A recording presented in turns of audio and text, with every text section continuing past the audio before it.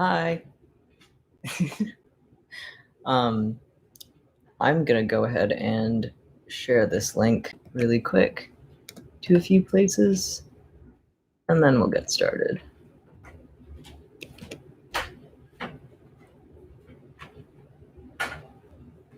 Okay, so you're gonna see my roommate walking past, but just ignore that. Thank you.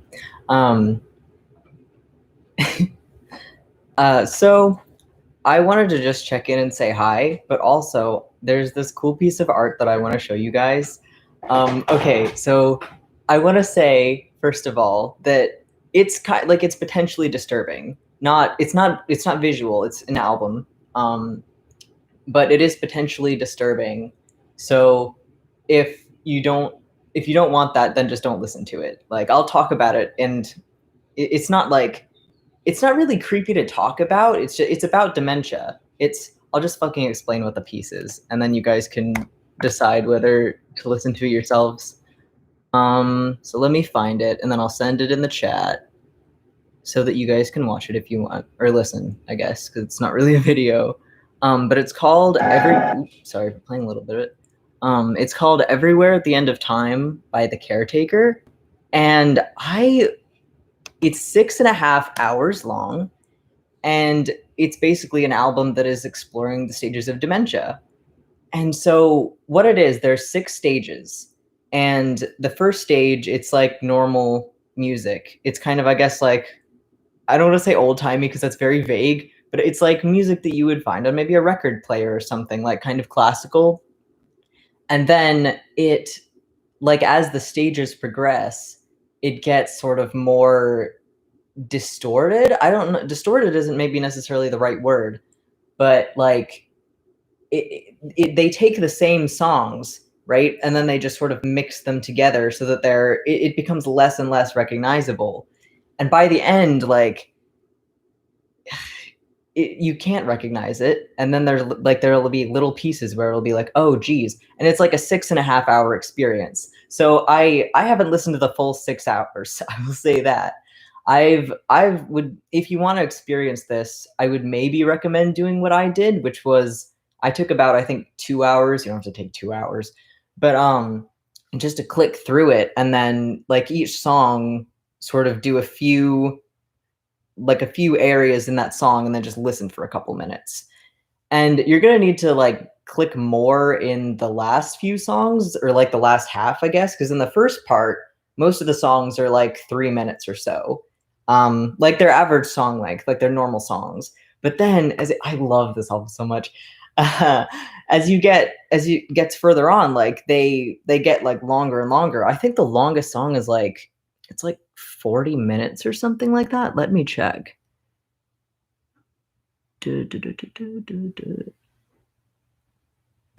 I think, or like 20 minutes, maybe. I think it's closer to like 20 minutes, but still, or like 30 minutes. I think around 30 minutes is the longest ones. But I would really recommend it. I would recommend not listening to it while you're stoned.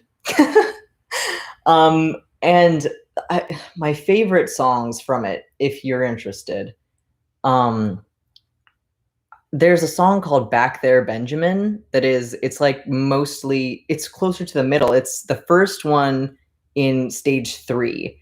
And stage 3, I'm going to read the names of the stages to you guys, because I feel like that kind of gives you a good... By the way, I'm sorry I'm just fucking rambling about this. I don't know who's interested in this, but I wanted to talk about it.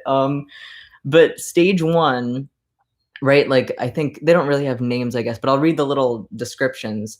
Stage 1, and there are 6.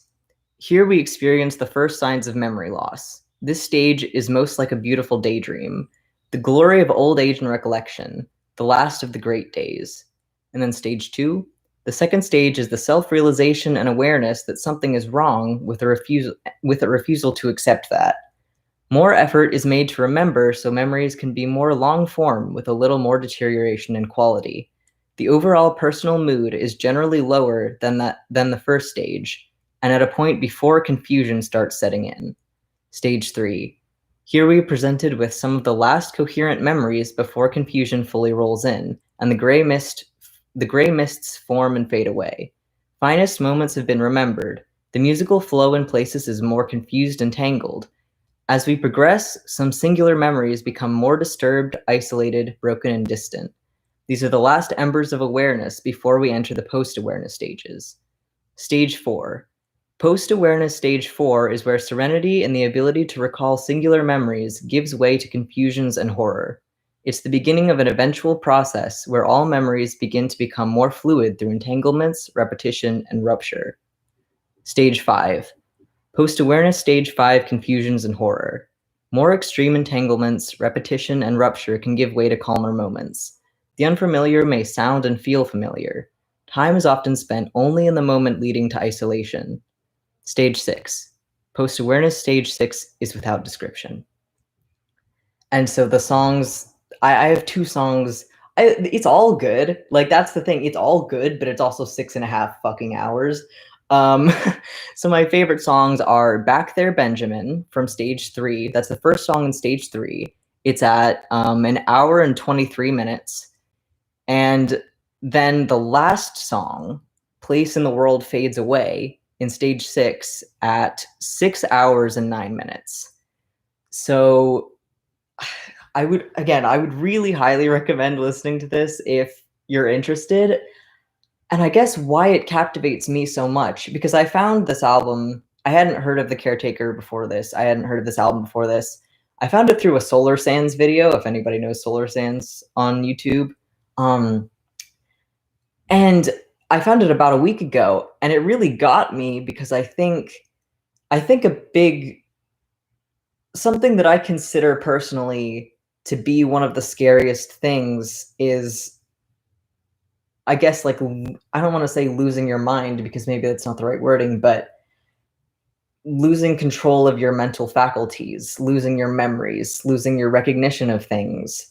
I've always been really afraid of, like, I know that going crazy isn't really good language. I'm not really sure what would be better there, but I guess just I've always been really afraid of the fact that, like, your mind is everything, like, can control everything that you're perceiving. So if you're, losing touch with reality and stuff like that, there's very much, like, I guess, like, because I've kind of experienced it in some ways, and like at certain points, like, your mind can create really horrifying things, especially when, reality is kind of further away from you for whatever reason. And I guess it's just terrifying, like, your memories and your perceptions, like, that's all you have. Like, that's your only method of interacting with the world. And so when that goes away, I think it's really scary to me personally. But at the same time, like, part of the reason I like the album is that there's this feeling of acceptance by the end. Like, there's very much tragedy through it. There's pain through it, and confusion and horror. But by the end, it doesn't feel like it's something that was made, like, for shock value or for look how horrifying this is, or for, like, look at how sad this is or whatever. Like, it feels like it's a respectful endeavor.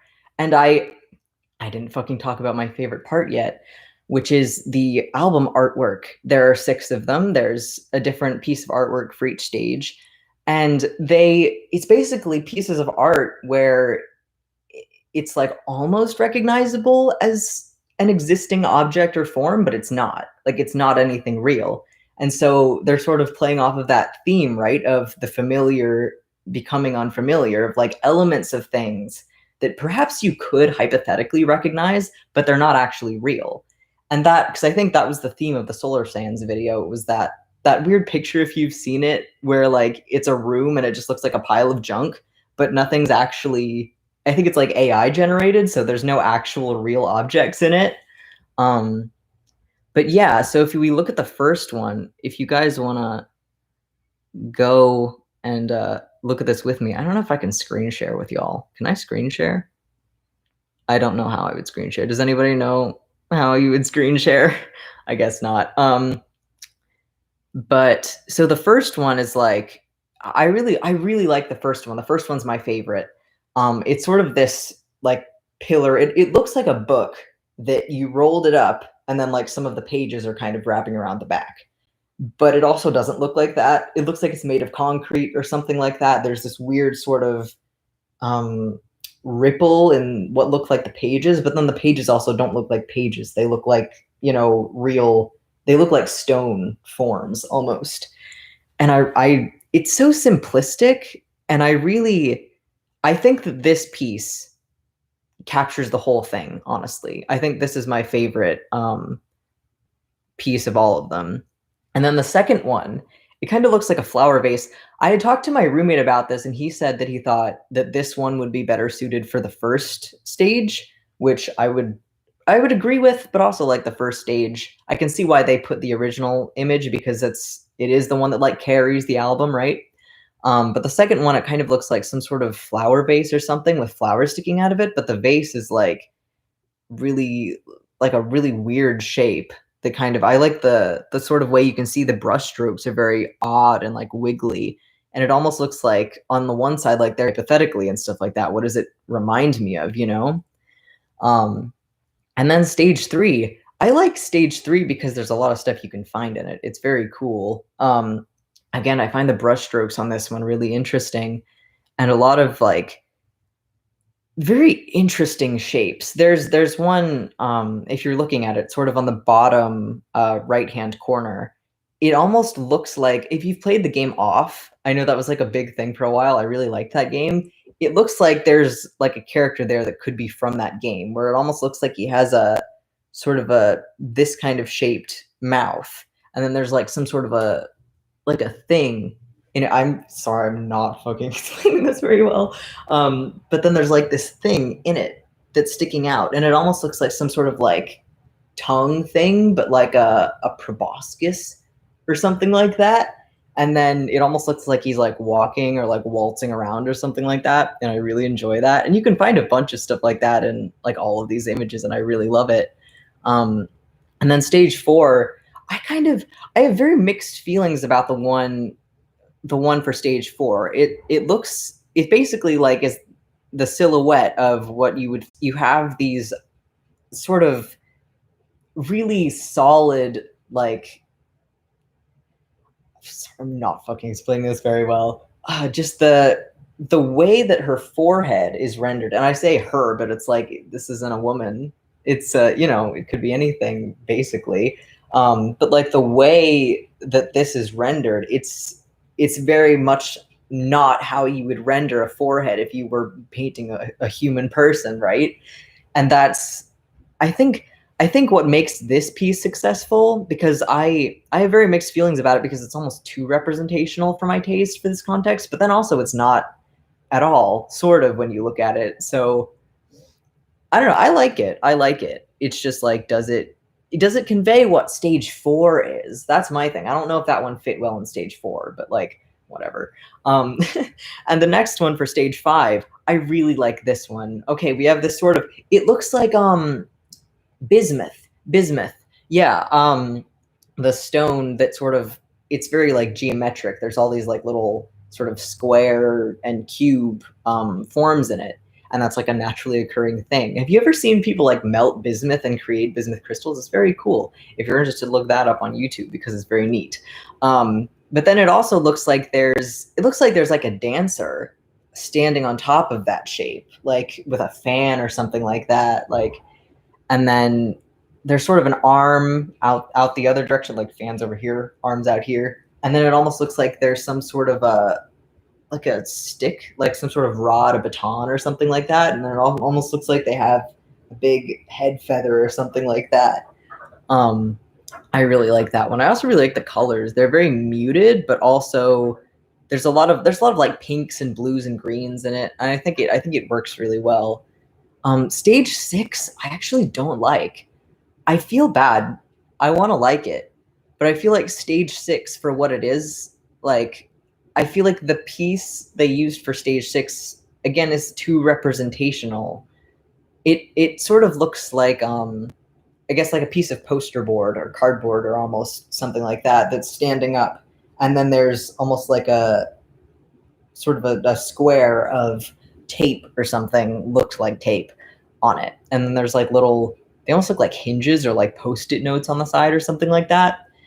And I guess, I don't know, I don't like this one as much for stage 6 because again, it seems very representational. And while it isn't necessarily, it's like stage 6 is, I feel like the stage where everything is super exploded, right?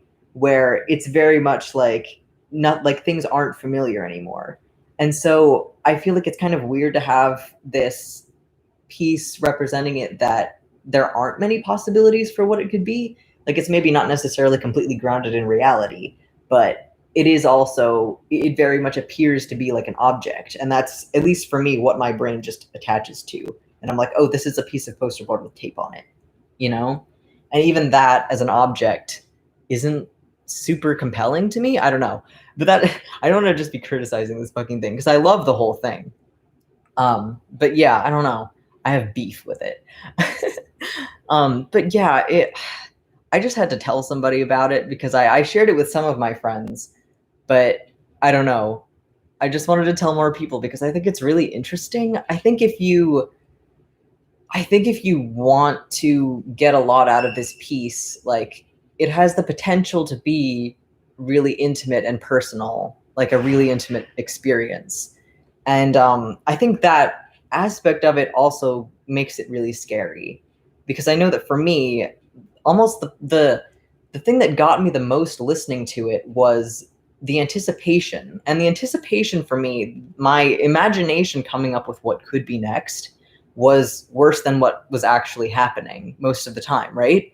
Because they don't like jump scare you really or anything like that. Like it's definitely unpleasant in areas, but they didn't go full like, I don't know, they could have gone like really chaotic and like made it sound absolutely horrifying, and they didn't do that. And I kind of appreciate that because I feel like it does, I feel like it almost like at a certain point you would block it out and then you wouldn't be as sensitive to it anymore. And they, I think, did a very good job of avoiding that happening.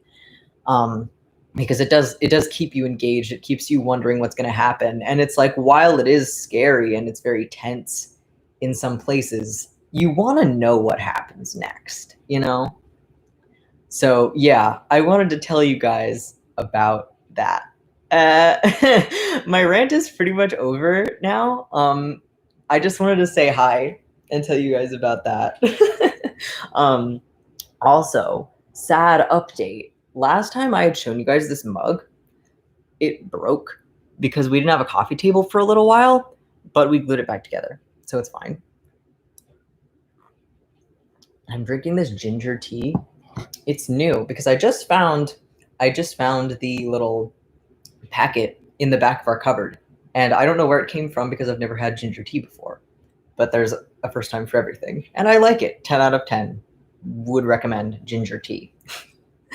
So how are you guys doing? Like, nobody said anything in the chat yet. There's people here. I can see y'all. How are you? How's everything going? I know it's been really weird lately, obviously. I've just gone back to work, so it's been nice having some amount of routine again.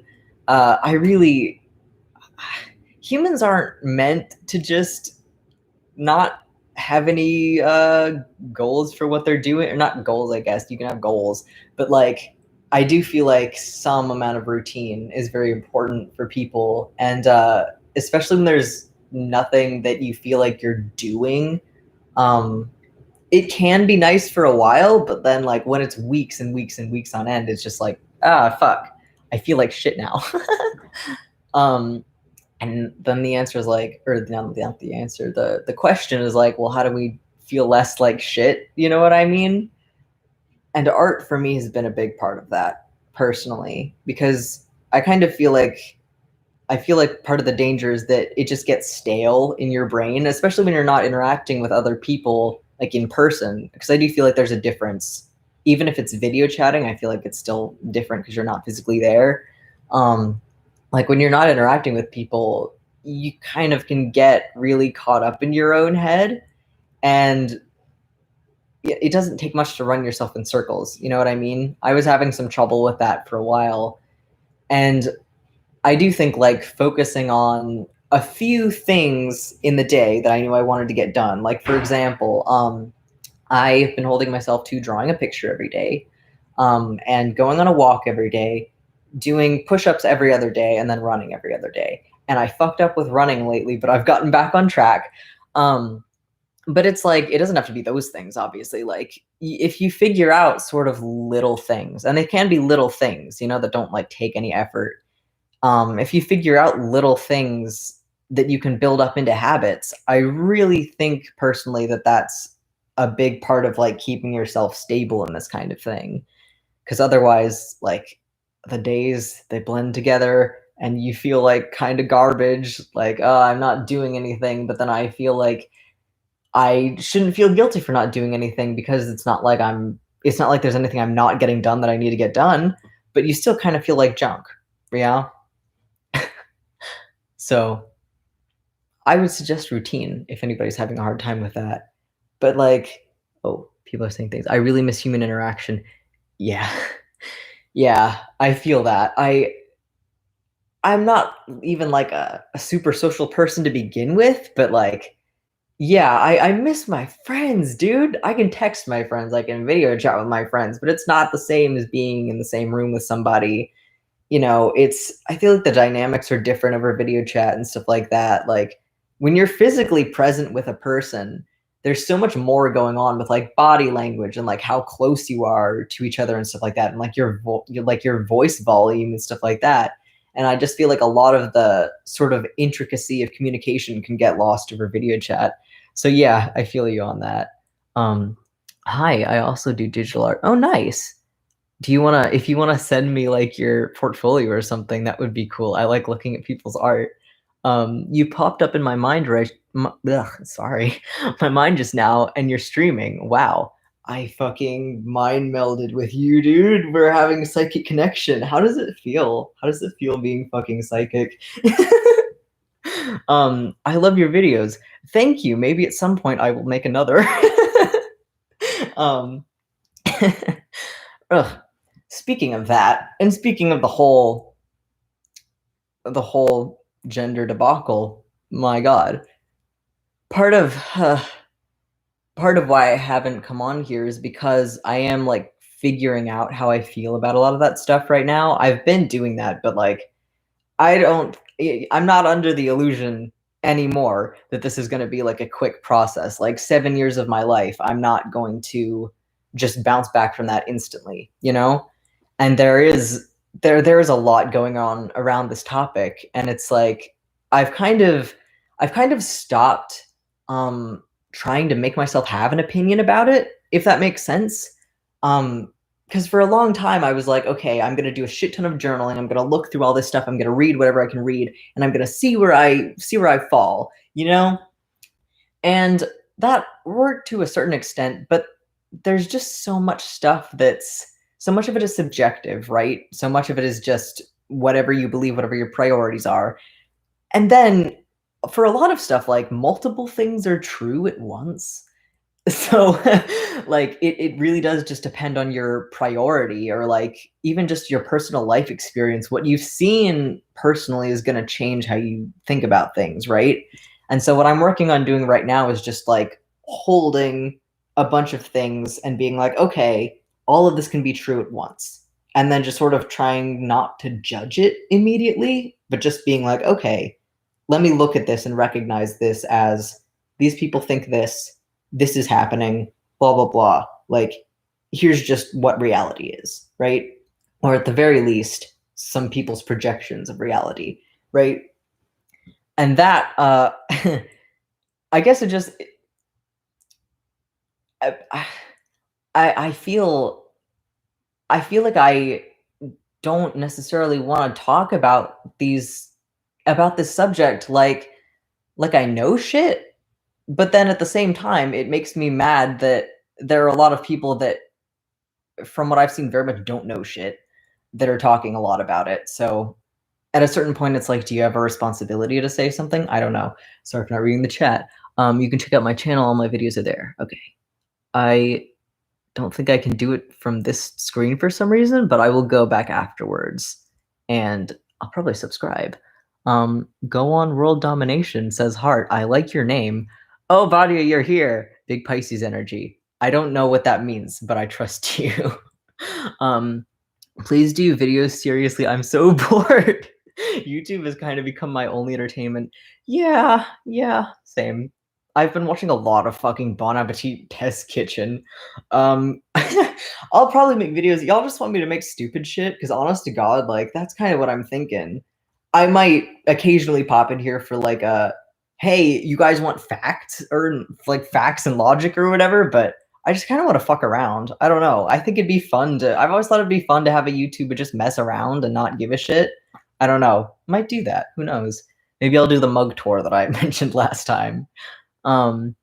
If you could support me, I would be ever grateful. Yeah, I'll subscribe. I mean, it's good that you're taking the time to figure things out, unlike a lot of people who are quick to latch onto the all trans people are fake idea because it didn't work for them. Yeah, I definitely think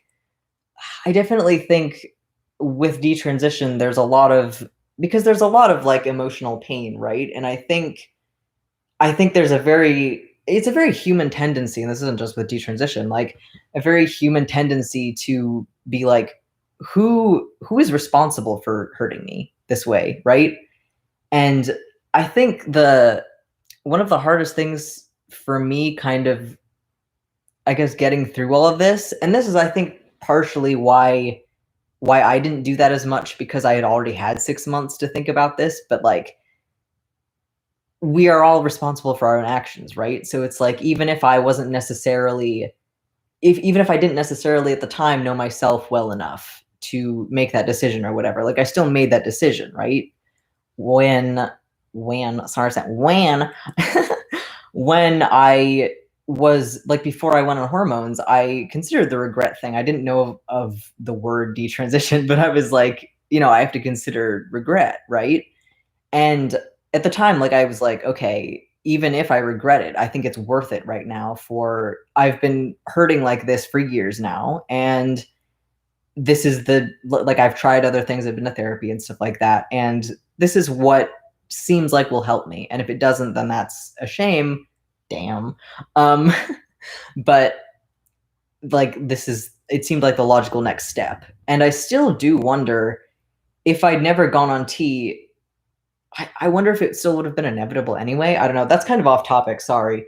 But yeah, like, I do feel like it's important to kind of go inward and maybe figure things out with ourselves, like just with our own personal emotions, like not even in regards to gender stuff necessarily, but just like how we feel about the whole situation and that like life experience, because I feel like it's really easy to project that onto others. Did you already show the art? I just joined and would love to see it. I did, but I'll send it in the chat again. You can go back, and I did a whole like rant on it. So you can go back and watch that or I guess when this is done, it's in the beginning. But I will warn you, I'm about to send it for anybody that's new. This piece is potentially disturbing. It's an album, it's audio, so it's nothing visual. But it's basically a 6.5-hour album that explores dementia. So if that seems like you maybe wouldn't be a fan of that, then I would recommend maybe not listening. But if you're interested, it's really good. It's really good, you guys. I would really recommend listening. The magic of introspection go off. Fucking thing about introspection.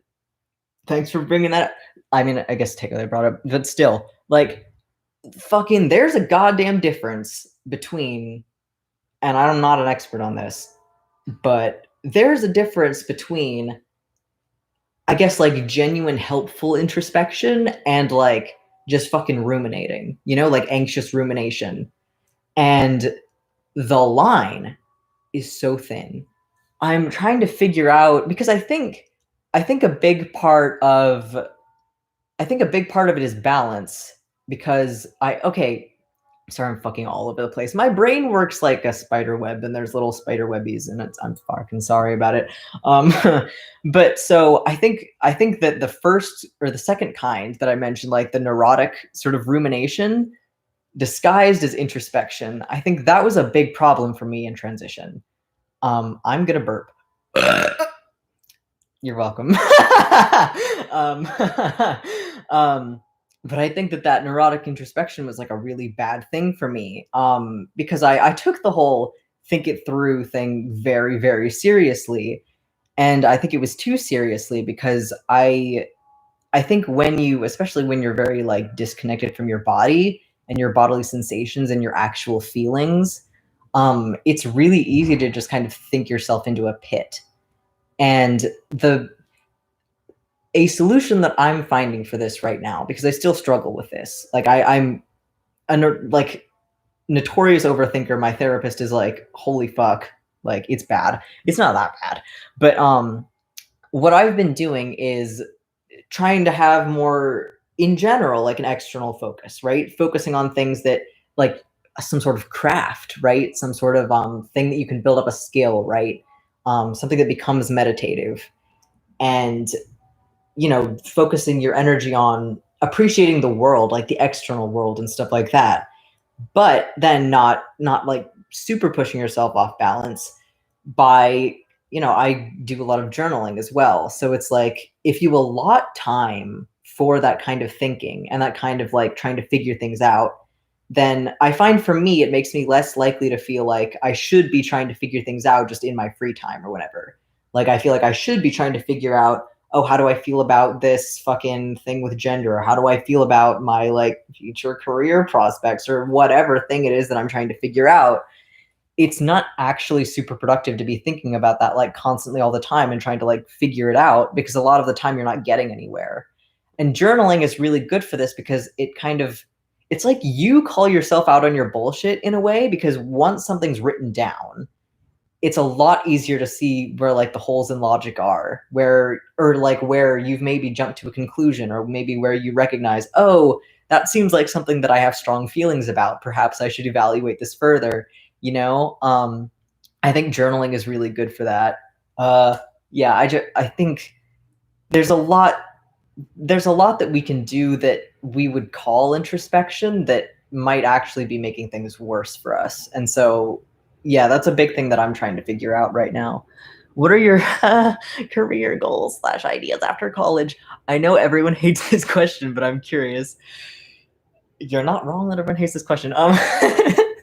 Um, God damn, I I keep it keeps changing. So I've always been an artist of some form, and that's always been a big thing that I've wanted to do. And I guess it's like when you're a kid, you're sort of like, I'm gonna be an artist because you're making art. You're like, this rules. And as you get older, you're like, doing art as a job is horrifying, but also potentially very rewarding. So who knows? But like for a while, I wanted to be a video game designer. I wanted to do character art for a while. I wanted to do concept art for a while. I actually, in high school, I was in TSA, Technology Students Association, not the flight people. I was in Technology Students Association. And there's like a game design competition, and I did that for 3 years with my friends, and that was a lot of fun. And that really did get me into thinking, like, I think this is really what I want to do. Then, of course, I learned more about how sort of shitty a lot of the game design industry is. So I'm not ruling that out. I don't want to rule anything, almost. But yeah, that kind of put me off to that, which it had been kind of a big dream of mine for a long time. Um, and I guess right now, I sort of was looking at graphic design for a while. Like, am I going to freelance? I could be like an illustrator or something like that. I do illustration. Not that you'd fucking know from looking at my social media, but like I could do something like that for a while. And then when I got to college, I got more oriented towards like video editing and stuff like that. I guess more like the tech side of things. The thing about that is because I have a lot of technical knowledge, right? I know how the programs work. I know how to technically do things, but that doesn't really mean a whole lot in the industry because anybody can learn that. Anybody can learn video editing. So it's like you need bonus stuff. So it's like maybe I'll try and get bonus stuff. I don't know. I just took a class this semester basically about that, like making it as an artist in the world. I am horrified. but also I guess I'm gonna fucking try. But even then, like, I don't even know. I don't know, man. Because hypothetically, I could see myself being a goddamn massage therapist. So I have no idea. I guess it's really less about like whatever the job is specifically, and more that I would like to have some amount of personal agency with what I'm doing, right? I don't like being told what to do and just having to do exactly that. And I guess something ideally that isn't like super fast paced or super like formal or whatever. I don't know. It makes me nervous, the idea of working in like an office building.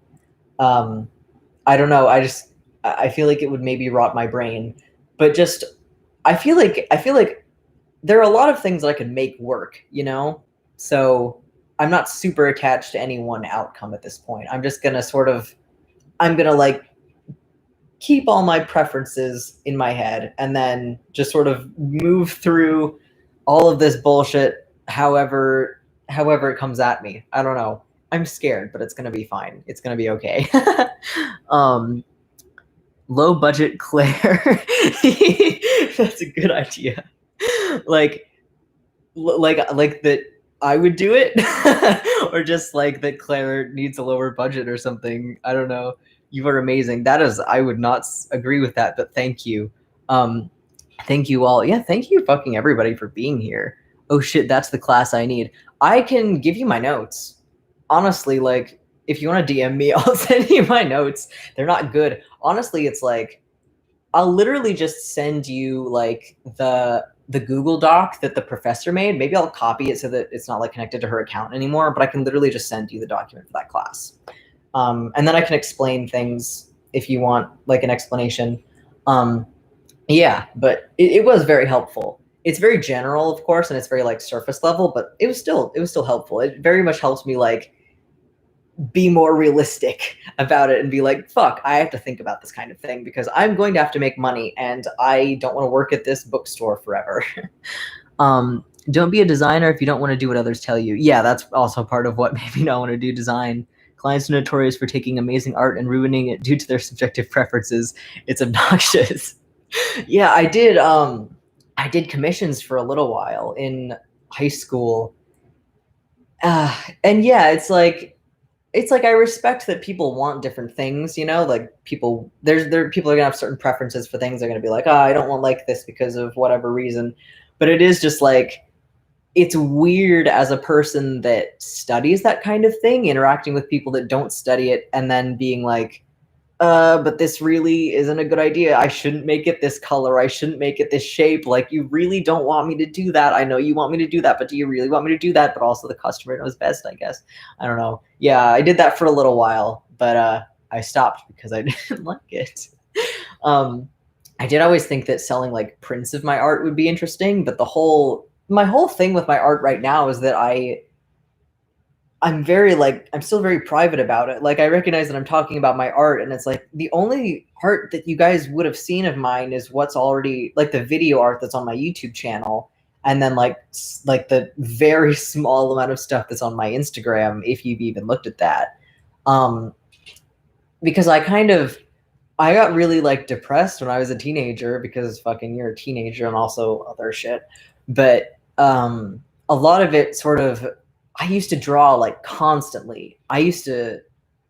It was like I lived for art, you know? I lived for drawing.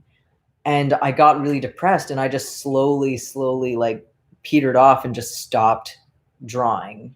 And I didn't stop entirely. Like I would still draw like every few weeks, but sometimes like every few months. You know, it would take me like months to draw again.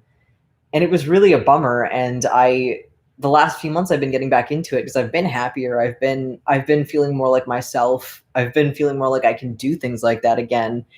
And it's been really nice, you know? It's been I really love art. I forgot how good it feels to just draw. I forgot how good it feels to just practice at something and just get better at something. I really there's a lot of stuff written about how happiness is found in a craft, like in getting better at something and like refining your talents and abilities.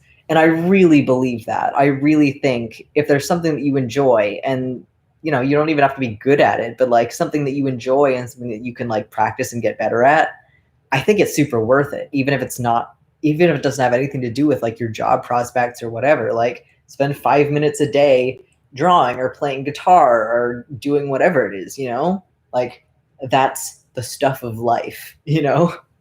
Um, I am so happy you support me. I am so happy you support art community. You just inspired me to keep drawing. Oh, good. That's good. Yeah, definitely keep drawing. Drawing is the fucking best. I love drawing. Agreed. It can really improve your mood and well-being. Yeah, I definitely think it's like I'm trying to figure out exactly what it is about. I mean, I guess it's like who's going to figure out exactly what it is about making art that matters, you know? But like I think with art specifically, like is beauty is a really underrated part of the human existence, in my opinion. Like, I feel like, especially right now, we kind of are treating beauty and treating artists like it's like they're really disposable. And yet, you know, everybody relies on entertainment, right? And that kind of thing, it's not something that you can just pump out with an algorithm. Like, hypothetically, you can to some extent, but there's also stuff that, like, it requires human understanding, you know, and a lot of it requires skill to be built up, right?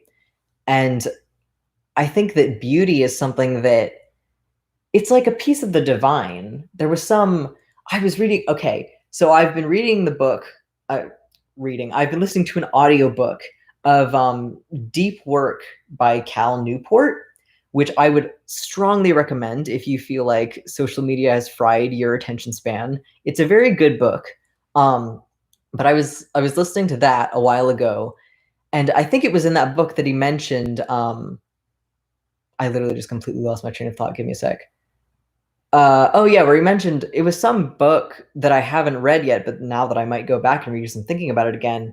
But basically, I think it talked about like pieces of the divine in human life. Like when I say divine, you know, it doesn't necessarily mean like something religious or something like actually believing in something I don't know, I guess above reality, but it's like appreciating the little things just of existence. I don't know how to explain this, but like if you go outside and you fucking look at a tree, like, dude, sort of trying to explain why trees are beautiful right now, but like there's so much of life, especially that really like busy life when we're in really strict routines, when we're like at work or school or something like that, where it's like you have to do these things, you have to meet these expectations, you have to meet these deadlines, blah blah blah, and you don't really pay attention.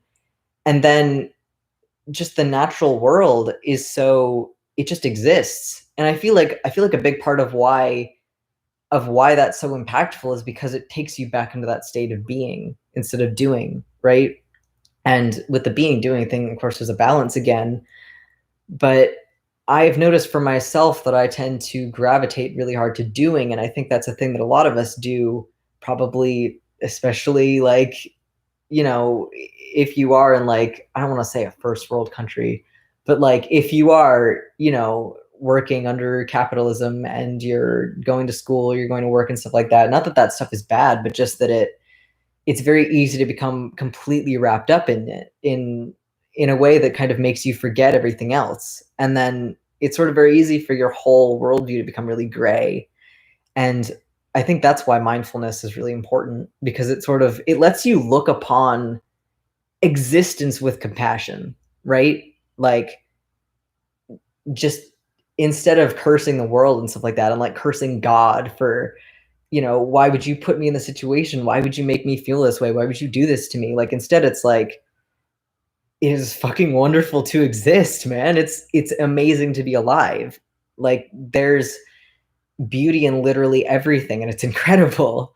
And I don't want to sound all like toxic positivity about that, because there's obviously a big danger in, you know, using that kind of thing to mask your real feelings, because your real feelings, you know, need to be heard, right? And so if you're using that to mask them, then that's not good and it's not going to be sincere.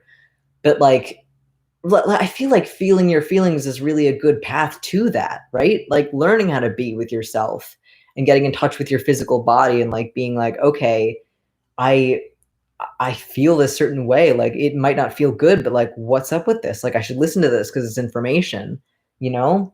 And then that very much, I feel like, can lead you into that space of being appreciative for what your body is giving you, being appreciative for what nature's giving you, for what other people are giving you. And I think that's really important, and it's very easy to lose. And if you're having trouble with that, gratitude journaling might be a good idea. I do gratitude journaling sometimes. I used to do it like very often, and I've gotten off track, so maybe that's something I can get back on. But like writing even like 3 to 5 things just every day that you feel grateful for, and like, maybe even writing out why you feel grateful, like this thing, I don't know, like I'm grateful for this ginger tea that I have not been drinking that's getting cold because it tastes good and it's still a little bit warm actually, which is very nice. And it's a new experience. It's a new flavor sensation. It's helping me get in touch with my senses. That's pretty cool.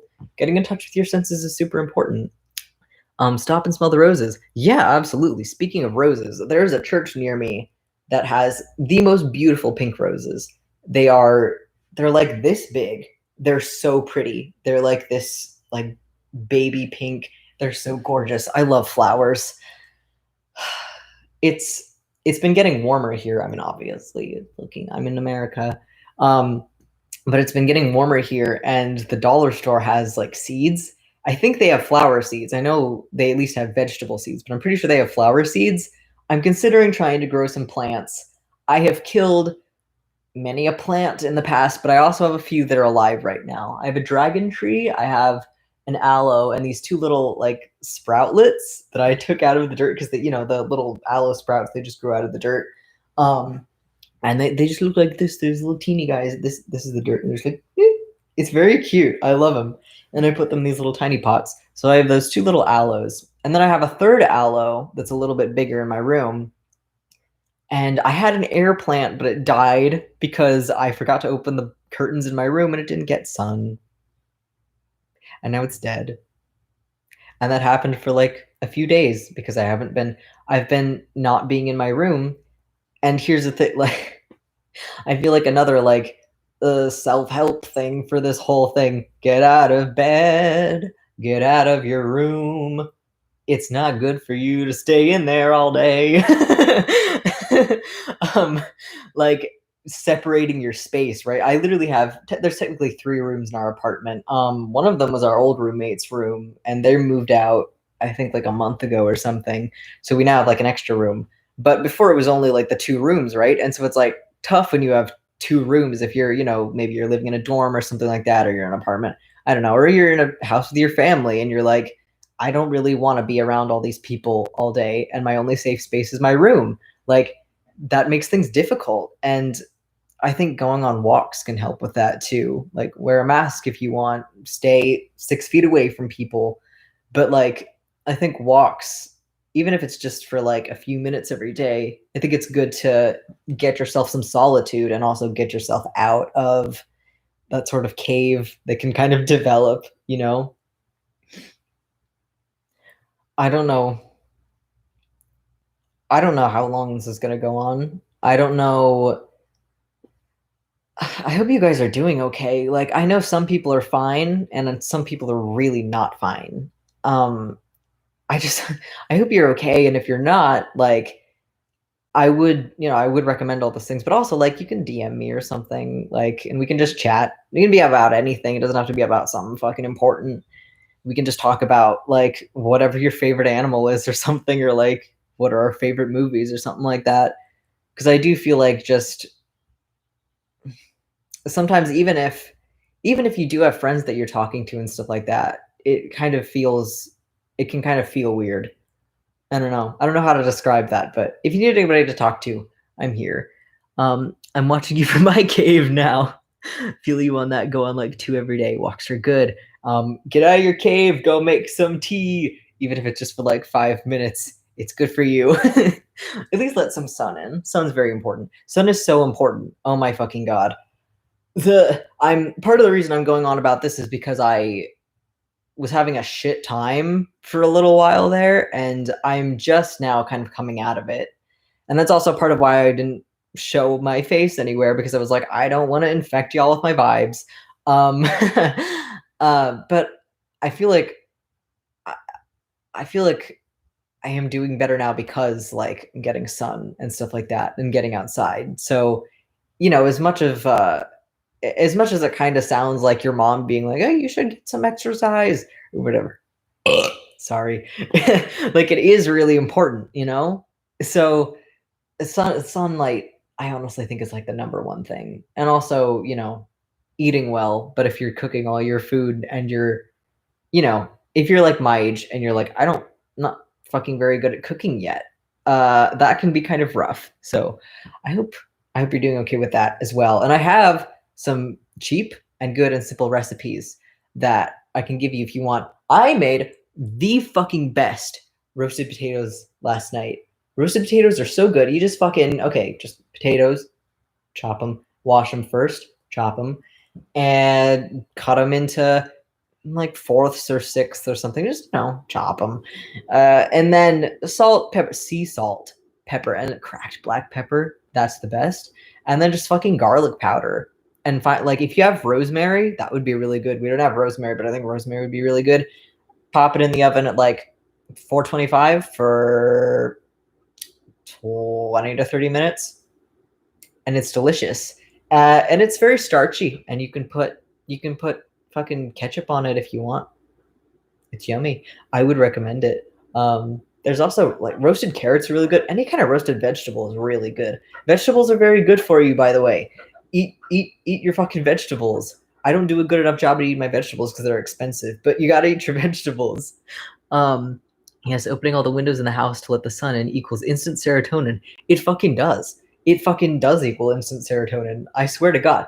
It changes so much. Like since my roommate moved out, the main sunlight in our apartment comes from their room, and so now that door's open and like the sun's shining on me right now, it feels fucking glorious. I don't feel like a cave demon anymore. I feel like a person. Wow. um, yeah, going for walks in the sun with some good tunes is the only reason I'm slightly sane still. Yeah, same. What tunes you got? I got some good tunes. Bet you got some good tunes. I made the carrot recipe you tweeted forever ago. Yes! Somebody made my fucking carrots. Isn't it good? Isn't the fucking chili powder and the cinnamon? The chili powder and the cinnamon, it's incredible. I never would have thought to put that together, but it's because I think I got it from some other recipe, but then I changed it. I think for some reason, I don't know. But chili powder and cinnamon, you would not think, but it's fucking delicious. And I think we have carrots right now. And now that you've made me think about the carrots, I think I'm gonna have carrots after this. So thank you for making me think of that. I'm very glad that you made that. I didn't think anybody was paying attention. It's very good. I fucking know. Anybody who's watching this, make these goddamn carrots. You could probably do it with baby carrots, but like it's more fun if you do it with big carrots and then you've got a bunch of variety. The really big ones, like they still kind of the big ones, like depending on how long you cook it, because you can kind of vary it, like they say sort of soft and squishy on the inside, but then the outside is sort of tough and kind of crispy. But then the small ones are like they're like, the ones closer to the tip and stuff like that, just the tip, are crispier and stuff like that. It's really good. It's really fucking good. Yeah. I'm not a chef, but I do have some amount of taste, perhaps.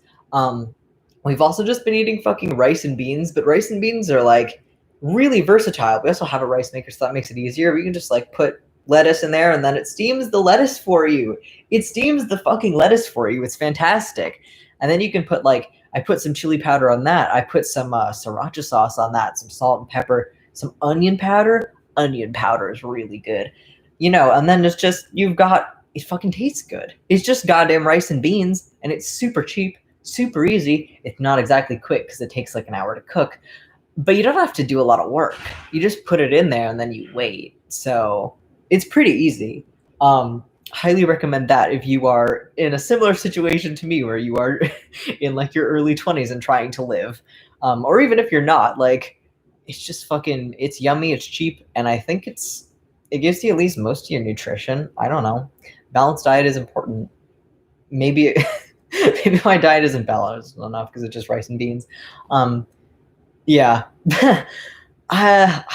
Man, there was other stuff I wanted to talk about, but I don't really want to now because it's negative. I guess just because I do have, as much as I fucking waffled on earlier about not having opinions about the gender stuff, like, I do have opinions about it. And I very much wonder about what the best, like, way to present those opinions is, because I don't know if a video is necessarily. I guess the thing about videos, when presenting opinions, especially opinions that are, like, prone to change, an opinion is a video is a very, like, permanent format. Like, you can't go into a video and then edit it and be like, this is sorry, I fucking meant this or whatever, or like, I've since changed my mind about this or whatever. Like, a video is a very permanent thing. So I don't know if that would be, like, the best format. I had literally done, like, one thing where I just written something out in a Google Doc and then screenshotted it and posted it to Twitter. So that was an analysis of, like, an argument about non-binary identities, by the way, and why personally I feel like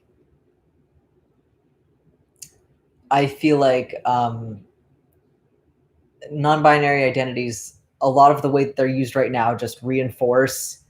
I don't even want to say the gender binary because I feel like that language is kind of misleading, but, like, it just seems to further cement to me what men and women are supposed to be, And I obviously get why.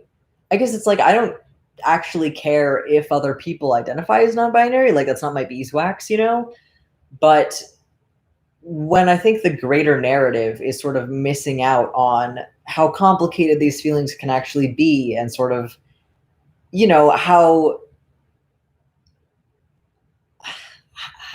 potentially harmful it can be to, define man and woman by things like personality traits, and, like, social roles. Like, I think that's a conversation that needs to be had that I don't really see being adequately had, because I really do feel like, and obviously there's a lot of, like, in between space, but it's hard to kind of see that when the majority of people are much louder, or, the people that you see are much louder and sort of more opinionated.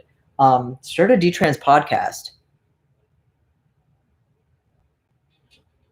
That could be really fun. We could have people on here. We could fucking chat. Oh, I kind of like that, actually. Thanks for that. That could be really cool. I'll think about that. Thank you. I have no fucking clue how podcasts work. I'd listen to that. Oh, yeah, I'll fucking do it. If like 10 people listen, then that's fine for me. What the fuck was I saying? Oh yeah, but just like that, I think there are potentially harmful implications in, I feel like there's this assumption. Like, I sort of saw a lot of the development around the gender conversation happen in real time, right? Because I've been here for 7 years. I guess at this point, 8 years. Popped into this whole conversation 8 years ago. And somewhere along the way, there was kind of an assumption that, right, that man and woman stopped referring to sex, right? Like, that stopped being the basis of those words. And it was very, like, obviously done in good intentions, right? And I think a lot of the people that support it are going along with good intentions. But I don't feel like I've seen an adequate analysis of this by people that are, I guess, supporting that way of doing things. I feel like I've not seen an argument for it. And I see a lot of assumptions, right? Like, if, for example, like, if trans women aren't women, then that, like, there's this assumption that it means X other thing, right? That if trans women aren't women, then that means that we shouldn't treat them as women, or that means that, like, they're bad, or something. Because I think a lot of people really do have, I feel like I feel like a lot of us have, like, gender roles really internalized, and especially if you've had a really hard time with that kind of thing, especially if you've been, like, straight up traumatized by it, which, if you're very gender nonconforming, maybe you have. Especially, I think gender nonconforming males really can get the brunt of that sometimes. I find that, and I don't want to, like, discount the experience of gender nonconforming females or anything like that. I guess just that there seems to be more, like, overt violence directed at gender nonconforming males, because I feel like masculinity sort of functions differently than the way that femininity is expected. And I don't think that necessarily means that those people are like more oppressed or less oppressed or whatever. But, you know, I think it means like the dynamics are not always the same. And I think it's okay to recognize. But yeah, I feel like there are a lot of assumptions being made. I feel like there are a lot of connections that people have regarding gender that maybe should be inspected, you know, should probably be dug up, looked through, unpacked. And I feel like in not doing that, like we're not helping ourselves. You know, having that conversation doesn't mean that we dehumanize people. It doesn't have to mean that we disrespect anyone. It doesn't have to mean that we like invalidate people's identities and stuff like that. But it does mean, you know, that we would have to look at those things, because I think that there are a lot of different underlying motivations for like the vocabulary change thing. And it's like it's not actually about vocabulary. That's what I'm getting at. It doesn't actually matter the words, right? It matters what, you know, what concepts we're tying together and what, you know, is being expected of people, what like how we're defining groups of people and stuff like that. You know, it seeps into more than just words, because words don't really matter on their own, but words define reality in many ways, you know? I'm not sure if there is any genuine scientific backing to the concept of gender identity specifically, which wouldn't be a problem if it was just like people wanting to identify personally as a certain gender, but like it feels like everyone has to conform to this model and that everyone has a specific gender identity, and it feels like this concept needs to be considered a lot more. I strongly agree. So the closest thing that I have found to the concept of like innate gender identity is I hate the fucking brain sex thing, you guys. But that on average, like I always feel like it's fucking shifty to talk about this, because the way that it's talked about in a lot of articles, it's fucked. Like it's not accurate. It's very clickbaity, you know, when they're like, article shows that trans people have the brains of like their sex that they're transitioning to or whatever. And it's like, that's very much an extrapolation, I feel like. So it seems like, and I'm not a fucking neuroscientist, I could be very wrong about this, and I would strongly advise you to do your own research. But it seems like the main gist of it is that there are overall patterns and averages, like clumps of like, I guess, personality traits and like brain structures and stuff like that, that tend to write that like this cluster is more likely to be people who are male. This cluster is more likely to be people who are female. But the huge but in this is that you cannot determine gender based on that, or sex. You cannot determine sex based on that, because there are tons of women that have brains that are more, you know, fucking more average male or whatever, and tons of men that have brains that are more average female or whatever.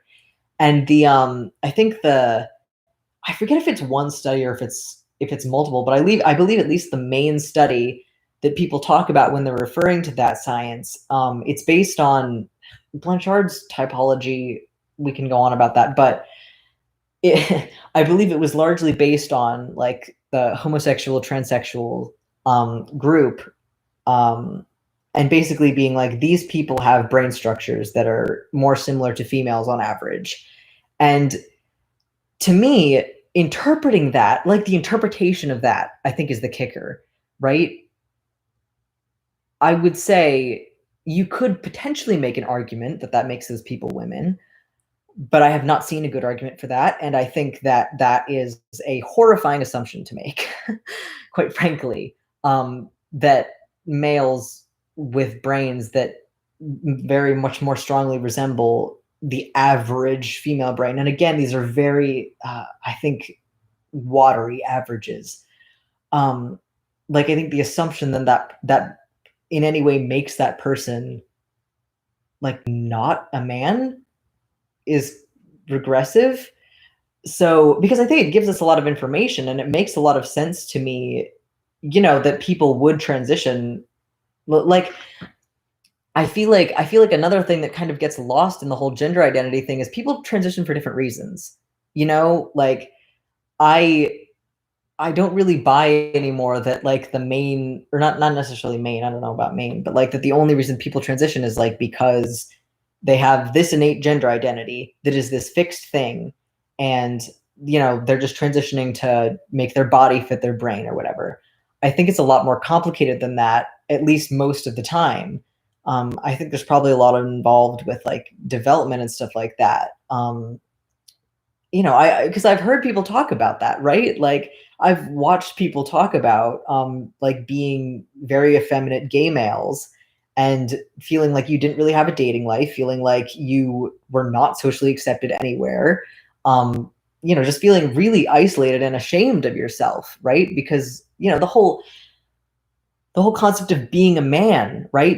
Be a man, like man up, whatever. Like that I've heard people say like it was better for me to become a woman than to be able to at the time accept not being able to be a man in the way that was like considered to be the good way of being a man. And that's not, I don't think that's like everyone, but I think it's something that we need to consider, because what's best for people, I think, really can depend on how we interpret that kind of thing, right? And I think it can change the way that we look at things. I don't know. I don't like how rigid a lot of the narrative is right now, because I get, I understand that it's a model. It's trying to do its best to describe reality, or I guess it's not doing anything, but it's created to describe reality, but also, reality is fucking wiggly, man. It's tough, so I think it's also very new, the whole gender identity thing. A lot of the rhetoric around that is very new. It is very much, a lot of the developments have been made in the last like decade. Like obviously there's a lot more that happened before that for like the last 100 years or so, but there's also a lot of it that's new, and so we're still figuring shit out. I think there have been more studies that have shown that the brains of trans women are female and the brains of trans men are male. Yeah, I guess that's what I just talked about. Yeah. Younger people today, especially, may not be hearing or considering the lifelong social, medical, emotional ramifications. Yeah, I feel like that's kind of another thing to consider if you are considering transitioning. Like, less of maybe, am I really transgender and stuff like that? And, maybe that's something you can also ask yourself, but less of, am I really trans, and more, am I okay with being on hormones for the rest of my life? Am I okay with going through these surgeries? And it's the kind of thing where in the short term, like I said yes to all those things, but there's kind of, I do feel like you kind of have to also account for the fact that you may not feel that way later on. And I'm very grateful that I stopped tea when I did, because if I'd been on it for longer, like I might have had to have a hysterectomy, and then I would have had to be on hormones forever, And I guess it really does become almost like I don't want to say a priorities thing in a way, because again, that sort of seems like the assumption that like what you're feeling isn't strong, or that like you don't feel, because when I transitioned, if I hadn't felt it so strongly, like I would have probably been like, okay, this isn't worth it. But it was worth it to me because I was in a lot of pain, and so I do feel like a big thing that I'm trying to figure out right now is how can we help people reduce that pain. And what concerns me is that I feel like a lot of the methods that are currently being used can encourage bodily dissociation, like really, really hard. And that's the kind of thing that not necessarily, and depending on the person, yourself, at least you hope you do, and you do more as you get older. But like you can figure out what's right for you, right? Anybody can do what they feel is best for them. But especially with young people, with teenagers, it really concerns me that a lot of like the way that dysphoria is treated, not treated like medically, but just like treated in general, it is very much like just sort of people, it's the same way like mental health and like anxiety and depression were sort of like big meme things for a while, especially like on Tumblr. It just becomes this fucking circle jerk of pain. And, you know, there's a line between being honest about how you feel and wallowing in it. And I very much wonder if a lot of spaces that, you know, are talk about those topics and stuff like that, if a lot of it turns into wallowing very quickly, and again, like rumination, where you're really focused on things like that so intensely that you just lose sight of everything else, and it's not healthy. I don't really feel like I don't see like coping mechanisms, like actual good coping mechanisms being spread around very much for dealing with dysphoria. And it's like, even if, you know, because I feel like there's almost this idea that if your dysphoria is valid, then like nothing else would help it. And first of all, that's fucking bullshit. That's fucking bullshit. I've talked to enough people at this point, including people that like have continued to be happy with their transition and stuff like that. Like, you know, it's okay if you can't, like, it's not about the outcome. Like, it's not like you're a failure if you can't make your dysphoria in any way better, like, or if it gets worse, like, it's not your fault, you know? It's not about that. But it's like, if you don't try, you're never going to get anywhere. And that's kind of the thing that bothers me about it, is that it's almost treated like, unless you transition, then you have no chance. And I can't stand that, because first of all, we already know that a lot more people experience gender dysphoria than should necessarily transition. And if you want to know more about that, you can read the paper that's linked in my Dissecting My Dysphoria video, which is very interesting, very good read. I would highly recommend. Yeah, so we already know, like, we already have a population of people that need help with dysphoria that, you know, doesn't involve transition. And even that, like, even if you are transitioning, like, you still have dysphoria, you know? So if you can, like, still help to alleviate that, then that's, I just think that'd be a good thing. And I don't really feel like there are a lot of resources for that. And I think last live stream I might have put something in the chat that I'm going to put in again, that is a guide for unpacking gender dysphoria, that I found to be very helpful. It's obviously not, it wouldn't, like, you know, hypothetically work for everyone, but I think it's a good start. I don't fucking remember how I got into talking about that, but I'll continue reading other comments. Sorry about that. Sorry I go on fucking tangents. That is true, and I think that supports the concept that trans women are psychologically female and therefore trans women are women is true, but I'm not sure that that has ever been super researched, and also it hasn't been investigated in terms of NB identities as far as I know.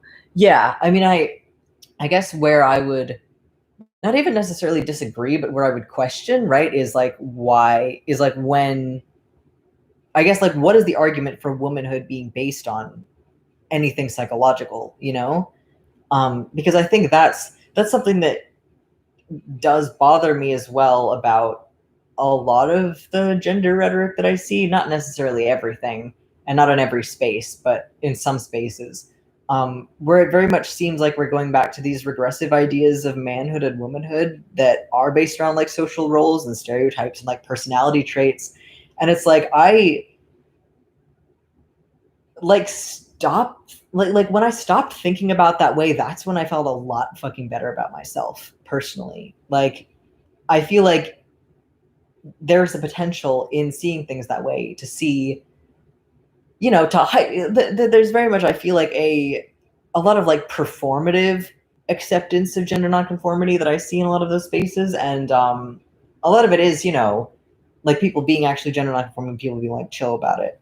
But I think there's this idea that when womanhood or manhood become centered around, like, these character traits or something like that, that almost that becomes the ideal. And, you know, it brings into question for me again what the difference is between someone who, because the thing is, like, not everyone that has a female brain, and I say that extremely loosely, is a trans woman. That's my thing. Like, there are a lot of people, that would fall under the, what you might hypothetically categorize as like a woman brain or a man brain, that like aren't trans, and that, wouldn't, like, they would still consider themselves to be like, I guess not even identifying with their birth sex, but just not, you know, not seeing gender that way. And that's what really gets me about all of this. I feel like it's kind of hard for me to articulate myself with all of this because there is a lot involved with it, but I might write something out later, because this is really something that I don't see a lot of actual good conversation around. So I would like to talk about it more in depth. Sometimes people can get so carried away with the language they are using that they forget to focus on the ways they treat other human beings with compassion. Yeah, that's the most important fucking part of all of this, right? Because like that's what bothers me. I don't want to like.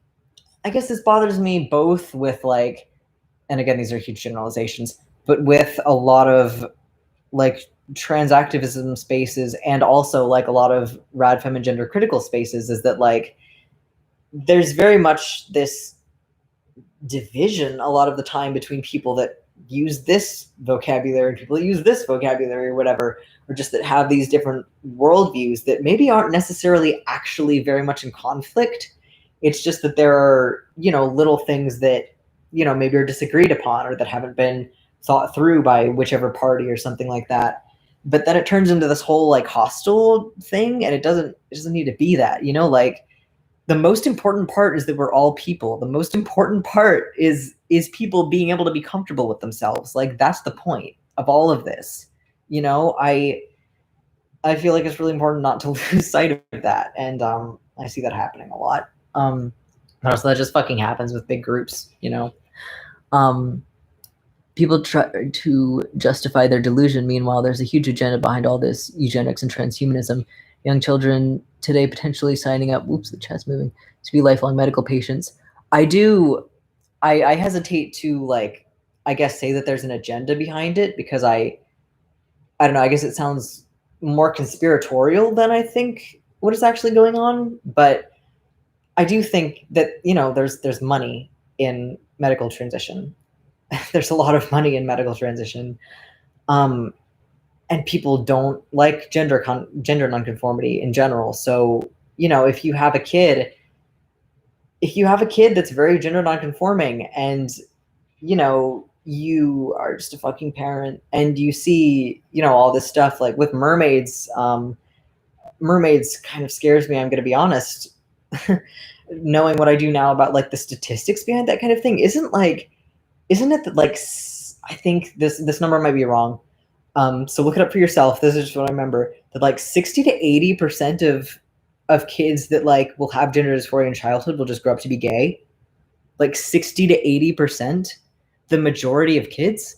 And pediatric transition is a tough subject because, I don't want to get super into it right now because there are a lot of different arguments, but I really think we need to think a little bit more about the implication of, if we know that a lot of the people that a lot of the kids that are going to be, potentially falling into medicalization and everything are probably going to be gay, and are probably going to be, grow up just fine otherwise. Like, I very much,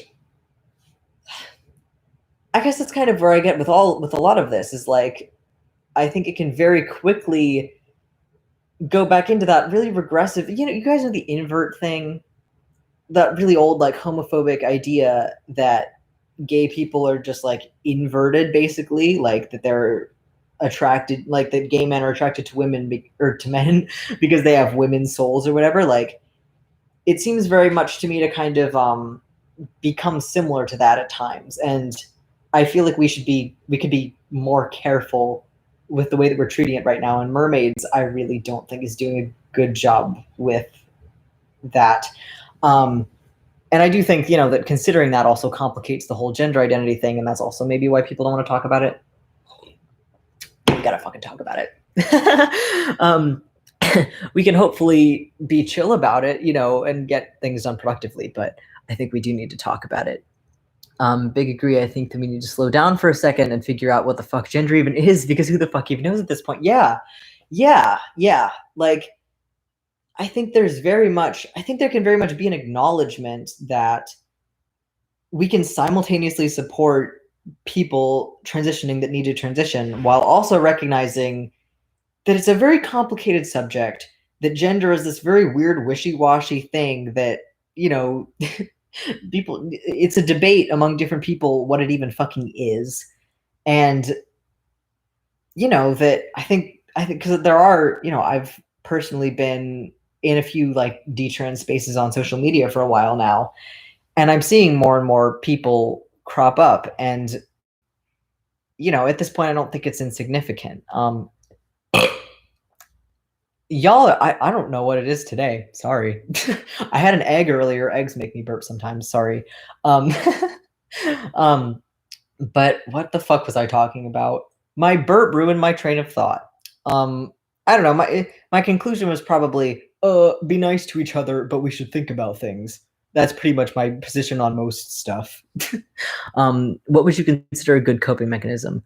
Do you mean like in general, or for dysphoria? Because I think it very much depends on the person both ways. And I realized someone just asked how you know the difference. I would put a pin in the coping mechanism thing and say, I think it depends on the person. I would recommend maybe you can literally like look up a list of like positive coping mechanisms and just like see which ones work for you. Because there is stuff, you know, you could get really into like art or music or writing or running or something like that, you know, that is, it's like good for you and it feels good, you know, and it isn't like hurting you. But somebody just asked, how do you know the difference? And I feel, let me read your things before that. Yeah, the trans kids thing. How do you know the difference? And I think from what I can gather, you can't.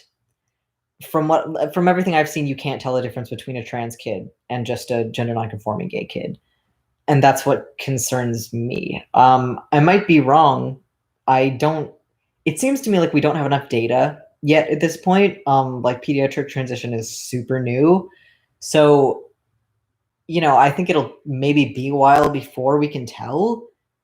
Even, and I guess the telling the difference thing, like, even with regular adult transition, like having spoken to a lot of detransitioners, it concerns me that in some cases you can't tell the difference. Like you would think that there would be, I guess when I see people talking about detransition, people seem to act like there's almost like this checklist of things that you can go through and be like, oh, that's, you know, like that's an obvious sign or whatever. And some things are obvious signs, but then some people, the detransition didn't have any of those signs. So it is kind of a gamble, you know, and I guess whether or not to take action on it would be really up to the individual. So I guess that's why I would suggest becoming okay with the possibility of detransition, you know, and recognizing that it's not the end of the world. You know, I'm not fucking dying. It is a lot, but, you know, it'll be okay. And especially I think if you accept it beforehand and like acknowledge it as a possibility going in, that's probably going to be better. Where did I stop? I feel like this question makes for 95% of my dysphoria whenever I read about those. What, the brain sex thing? I mean, there are brain differences between men and women that contribute to average differences in personality, but the thing is, how do we distinguish? Yeah, I mean, like, that's the thing, too, is from what I found with the brain sex thing, it's not like men fall into this category and women fall into this category. And like there's a little bit of overlap and there's like some people, but like it seems very much like it's a bunch of different, it seems like there are multiple different structures involved, there are multiple different personality traits, and all of those things exist on their own separate continuums because we're all individuals. Yeah, and so I very much hesitate to say that there's a man brain, that there is a woman brain, because I don't think that's accurate. I think there are averages, but I don't know if we can say that there is a man or a woman brain. And there's some article, hang on. There's some article that I had read a while ago. Let me see if I can find it now, that talked about that subject. I don't know. I'll maybe tweet that later or something, or put it in the comments. Pinned comment. I don't know, maybe something like that. But whenever I read those texts about trans women who realize their womanhood because they like dresses, etc., like I came to the point of asking myself, how do I know that I'm not a woman inside? There's no definite answer to that. Yeah, there's no definite answer. And the thing is, like, it's fake. Like, there's nothing inherently feminine about dresses, you know what I mean? And it's like, the thing is, even if you like dresses, even if you like being feminine, even if you like feeling pretty, even if you like, makeup, all these things that would be associated with womanhood, like, I don't think that in any way necessarily makes anyone a woman. And it doesn't fucking make you not a woman when you don't like that shit. You know what I mean? Like, uh, I think it's really easy to like fall back into stereotypical thinking with that kind of thing. And really, it's like, I feel like sometimes it's sort of useless to really think very hard about those questions, because you're never going to get an answer, right? Like, it's the Ouroboros. You're just going to keep eating your own tail. You know what I mean? Between GNC people and trans people. Wait, where was the? Oh yeah, how do we distinguish between GNC people and trans people? I feel like this kind of stuff is almost like the big tension between like evo psych, evolutionary psychology and sociology and feminist theory. Yeah. I mean, that's the big thing, right? Is that it doesn't, obviously we don't like know this for sure yet, but it seems to me that you can't really tell. It seems like you can't tell.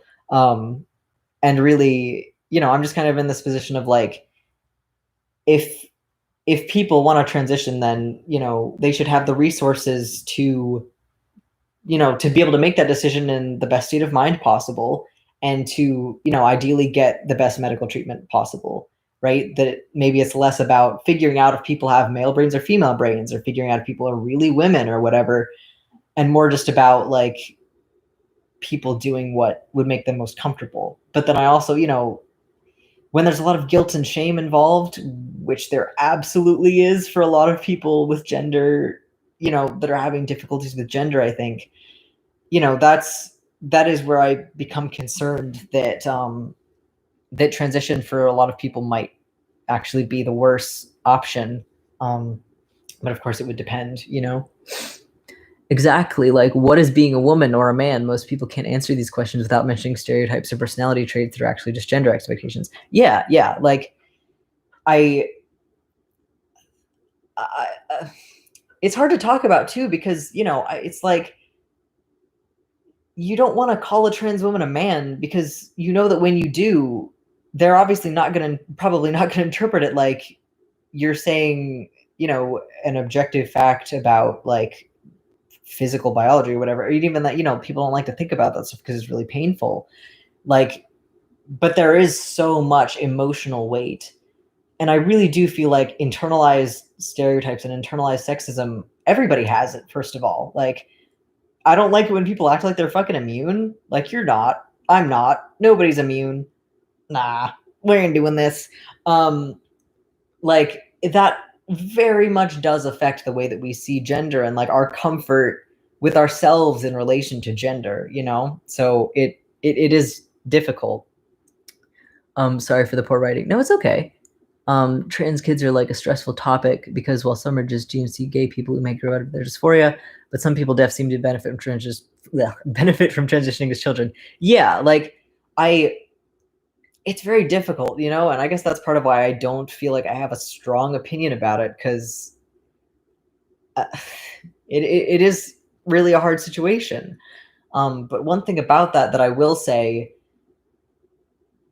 it seems to me like, and I don't want to say this super certainly, it seems like a lot of the like transition or suicide thing that's going on, especially you see like places like Mermaids, and I guess like Stonewall does it too. Like a lot of those places sort of make it seem like, you know, trans kids will kill themselves without transition. So it's better to just transition, and then if you regret it, it's like damn, but at least you didn't kill yourself, you know. And I feel like first of all, it creates self-fulfilling prophecies. I feel like second of all, it's at least partially propaganda. I do believe that, especially coming from Mermaids. And I don't think that necessarily means it's malicious, but you know, I, I do I don't think we have adequate evidence for that. And I think a lot of when you hear older trans people talk about like I knew I was a woman from age 5 or something like that, or I knew I was a man from age 6 or whatever, like it seems like a survivorship bias sort of thing, because I've also talked to a bunch of people, again, especially gender nonconforming people, especially gay people, um, who also felt that way. And so it's like it's easy to look back in retrospect and be like, oh, I would have been personally so much happier if I had transitioned as a kid or whatever, like as young as possible. But you know, I think that's sort of it's a distorted version of reality, and I think we need to acknowledge that. And that doesn't necessarily mean, you know, that we should ban pediatric transition. I don't know what the solution for that is yet, but I really do think we need to talk about it more. How do you know the difference? Oh yeah, I don't think we can. Any advice with anxiety and social detransitioning? My voice makes me so nervous.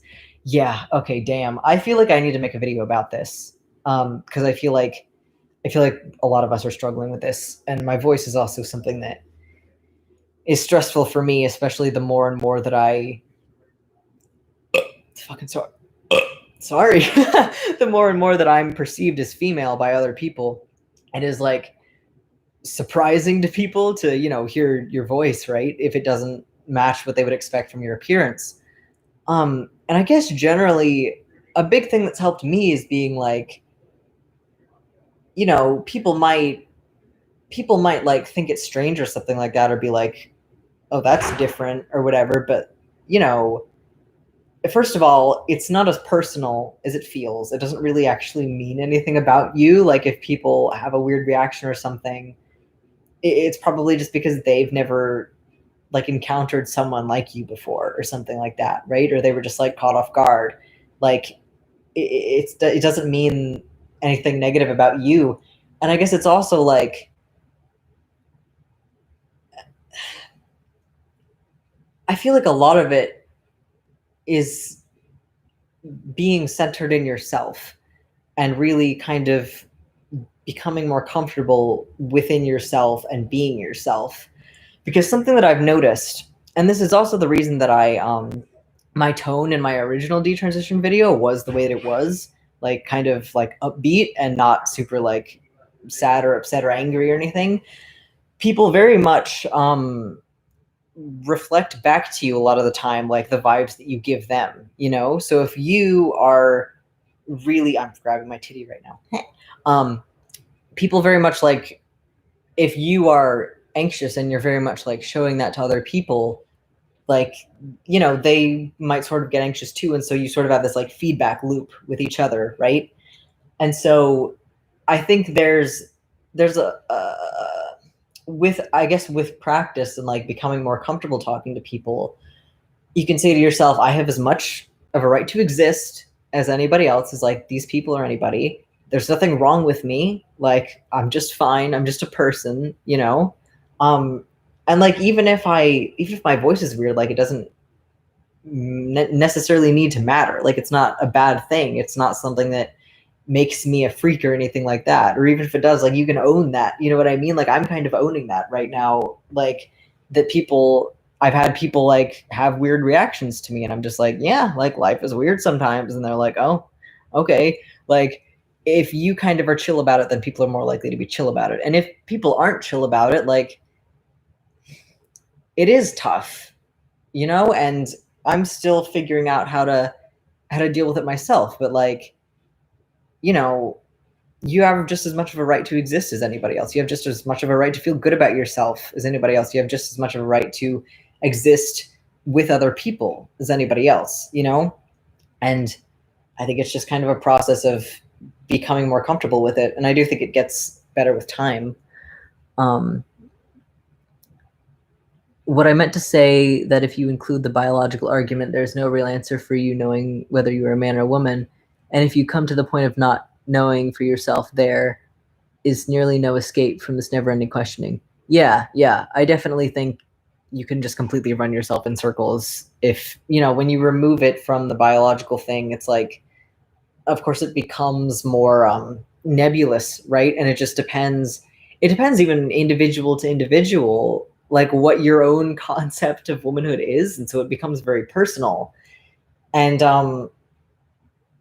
you know, when you're taking words that describe a pretty big chunk of reality, right, and personal experience, and then they sort of become detached like that, like, especially if you're trying to figure out where you sit in it, like, it's like you totally can freak yourself out, and it's like it doesn't matter very much unless, you know, if you're already in significant pain from it, then, you know, that's another story, and there are steps that can be taken there.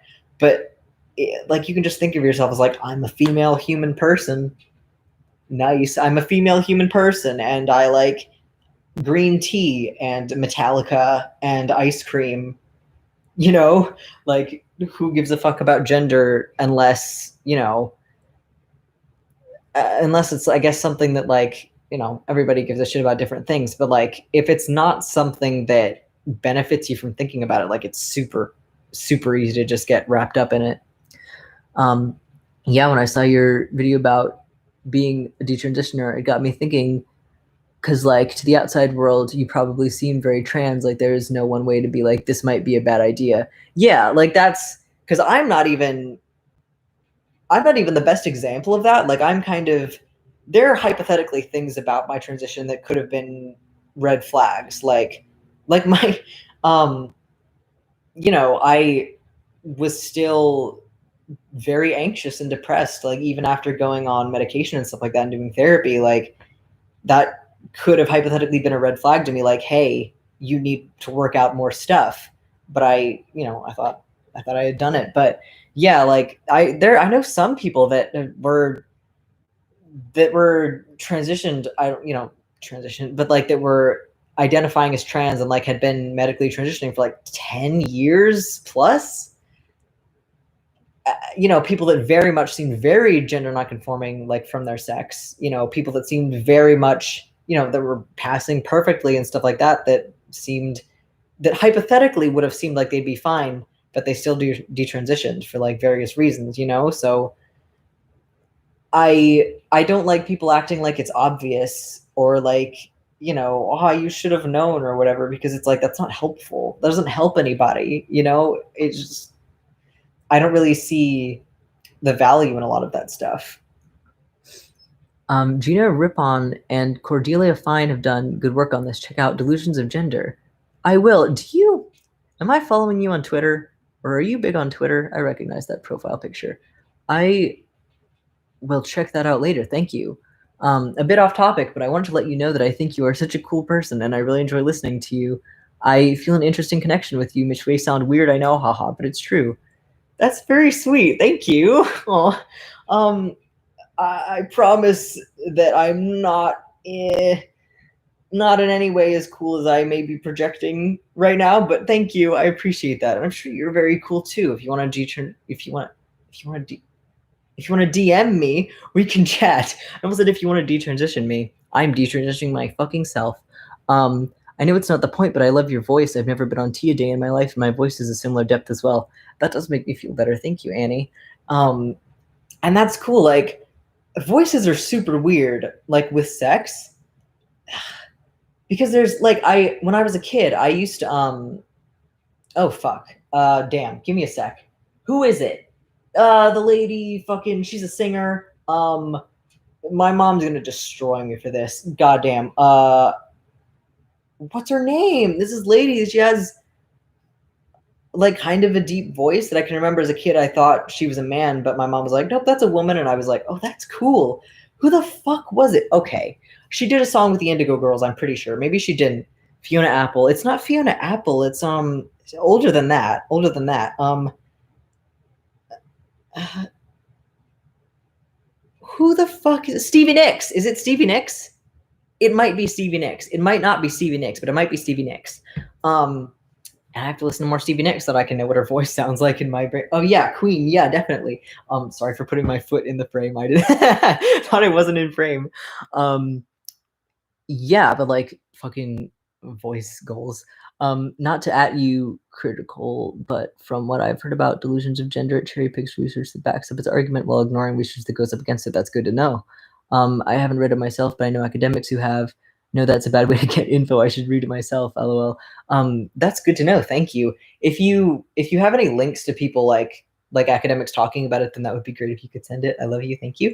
I love this attitude. I don't know what that was about, but yeehaw.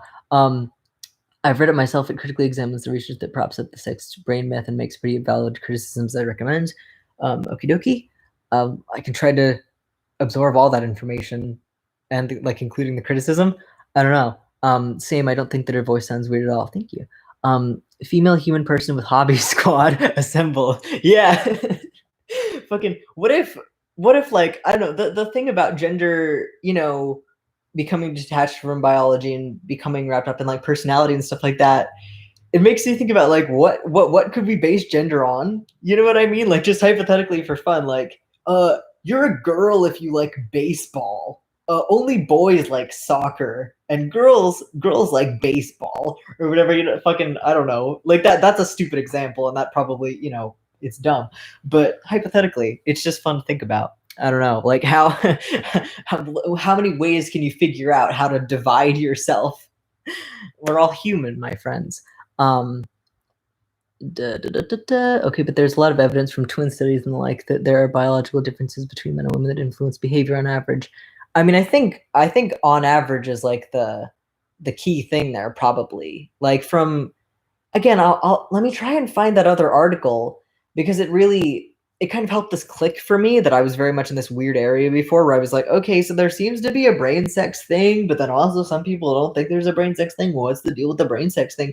And this article helped to put it into perspective for me because the whole thing with it, right? It is averages, but it's like how stereotypes are not completely not based in reality. Like stereotypes have some amount of reality to them, but like the problem is defining people based on those stereotypes, you know, or being like all people of this group have this thing, or like people in this group, you know, should have this thing or whatever, or like not having this quality makes you less of whatever it is, you know. And I think that's maybe part of the danger that we run into. I'm satirical on Twitter. I might be following you on one of my other accounts.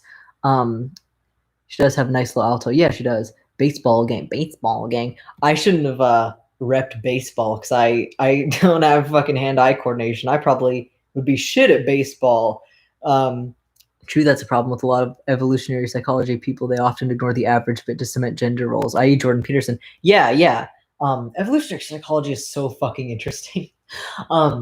Yeah, I want to talk about Jordan Peterson at some point. Oh fuck, it's been almost 2 hours. Just realized it's been almost 2 hours. That was an accident. Damn.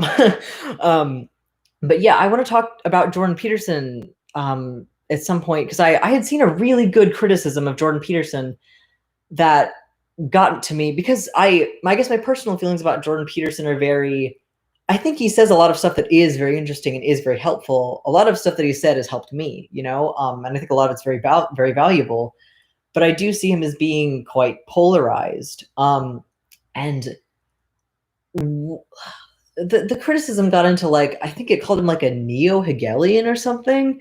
And I was like, damn, never thought about it that way. I don't know. It's interesting. I'll also try and put that in the pinned comment.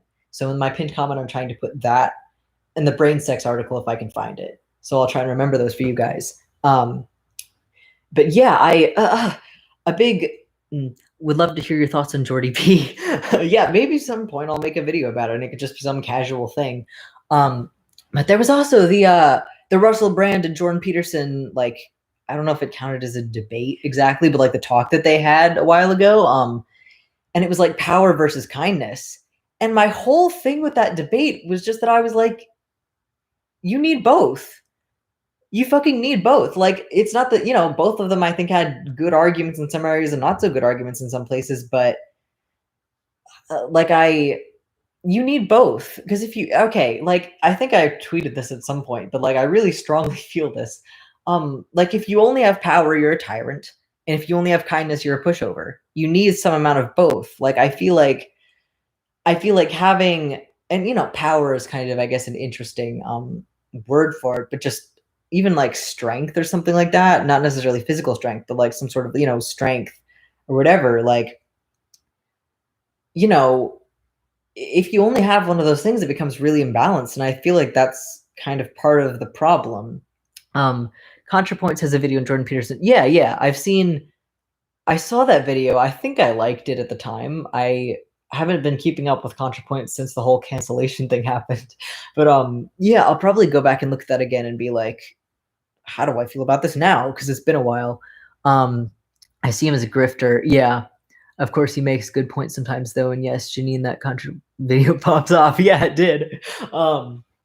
Yeah, very much like the grifting thing. I do feel like it's sad to me because I feel like a lot of his earlier stuff, especially a lot of his lectures are online, like that they were very good. They were very interesting and stuff like that. And I guess I feel like when he got really politically involved, especially when his audience, I feel like very much he was sort of also following along with what his audience was supporting him in doing, and that it kind of, I think things did get kind of reactionary. I think there was a lot of generalizations, and I don't even necessarily agree or disagree with everything he said.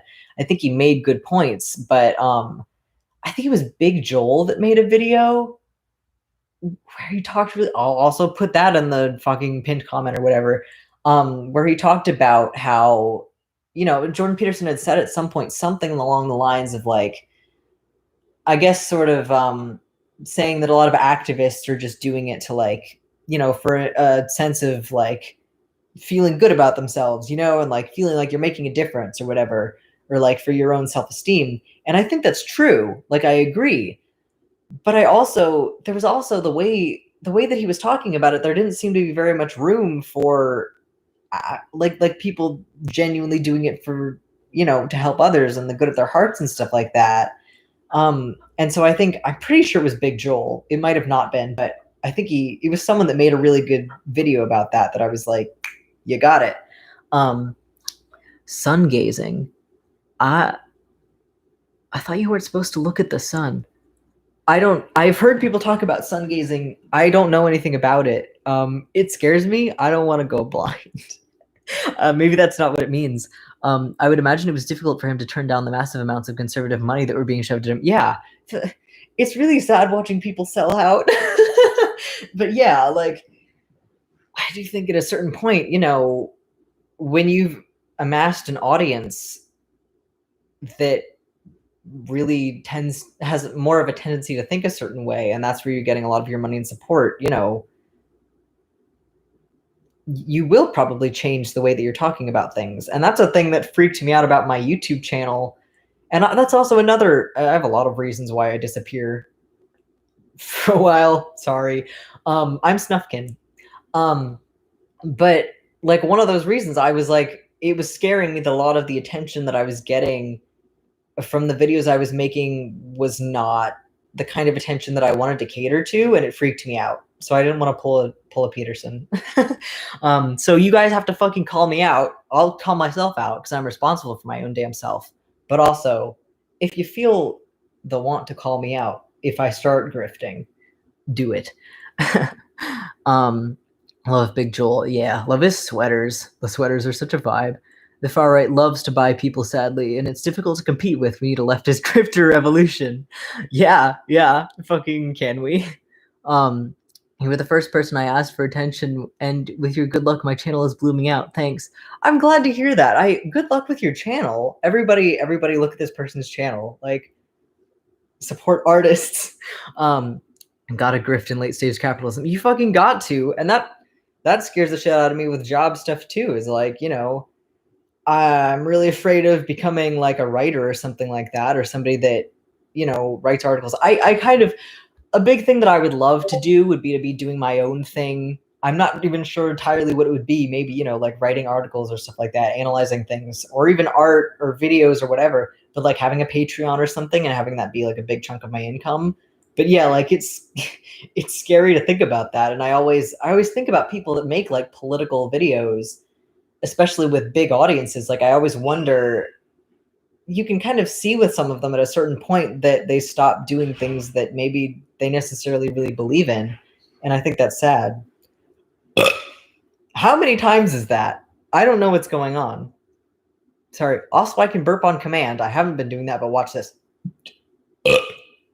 That's a fucking talent. The wait, meditation is key. It absolutely fucking is. Fucking meditate. If you're not doing it, it's really good. Even if it's, you know, I feel like meditation can be intimidating, but like literally you can do it for like 15 minutes a day, like 3 minutes a day.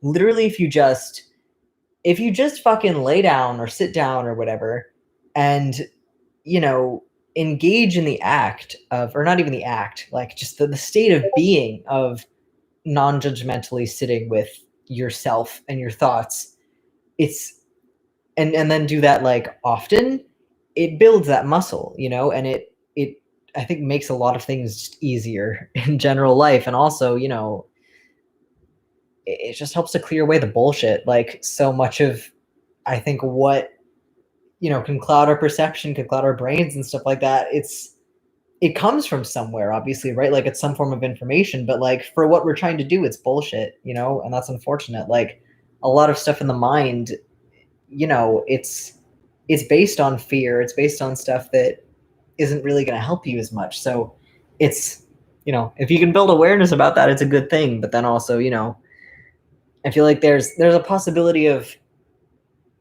almost where like you can build up an ego around having awareness about that kind of thing, and then that makes you less aware of stuff. So I don't know, kind of a maze, but let's figure it out, folks. The idea of someone building an audience and then become beholden to the views of the audience is kind of scary. Philosophy Tube had a good video on it. Yeah, I forget which one that was, but yeah, I love Philosophy Tube. But yeah, like it's really scary. I feel like it makes you feel like a fucking politician. I don't know, or I would imagine it would. I guess I haven't experienced it. I've projected myself into what I would guess it would be like, but I don't know yet. And yes, I've noticed detransitioner spaces can be overrun by transphobia. Yeah, why can't there just be room for everyone? Yeah, I think that's a big complaint with the r/dtrans subreddit and a lot of detrans Twitter. I think it's getting better, because I think the thing is that a lot of detransitioners, you know, I do think there's a seemingly to me a minority of people that are very like outspoken, and I think very like, you know, people are very angry about it, and I don't want to like discount those people's feelings, but you know, where it does turn very transphobic, and it does, you know, and I mean like genuinely transphobic, where it is like actually hateful, and just in general, like it becomes intolerant, and like that's not chill. And then I think people, you know, even though I perceive those people to be a minority, but then I think because, you know, there are a lot of people that really do have a lot of stock in being anti-transition and stuff like that, people that just really hate trans people, like anything that questions that narrative, they're like a fly to a, I don't know what I'm trying to do right now, fly to sugar water, something like that, I don't know.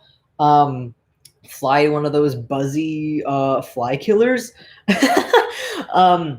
Yeah, but it really is a shame, but I think things are getting better, at least from what I've seen, even in the last few months. Like it seems like the more people that start talking about it, especially the more like detransitioners, like actual detransitioners that come out and talk about it, the more people are like, hey, don't you guys fucking use us for some kind of political pawn. Let's not make like let's not make our existence like a weapon against other people, you know what I mean? Do it. I don't know what that was about, but oh, like reading it? Yeah. I do need to start fucking reading more again. I used to read so much as a fucking kid, and then I let social media destroy my brain. So, gotta get back on it. Read Deep Work by Cal Newport. I'm serious. I have written a book too. What book have you written? Do you have like a link to that or anything? Labor has value. People undervalue their labor very much. So yeah, it's sad that we can't all be nice and chill and have to like pick a side of whatever political divide. Yeah. That's why I'm kind of like I don't want to have a side with this kind of thing. I've seen a lot of people calling themselves non-denominational feminists, and I really like that. Yeah, that like I feel like a lot of it, almost like picking an opinion, collapses. Like not to get all fucking. I'm not gonna fucking give you guys a quantum physics analogy right now. Yeah, I am.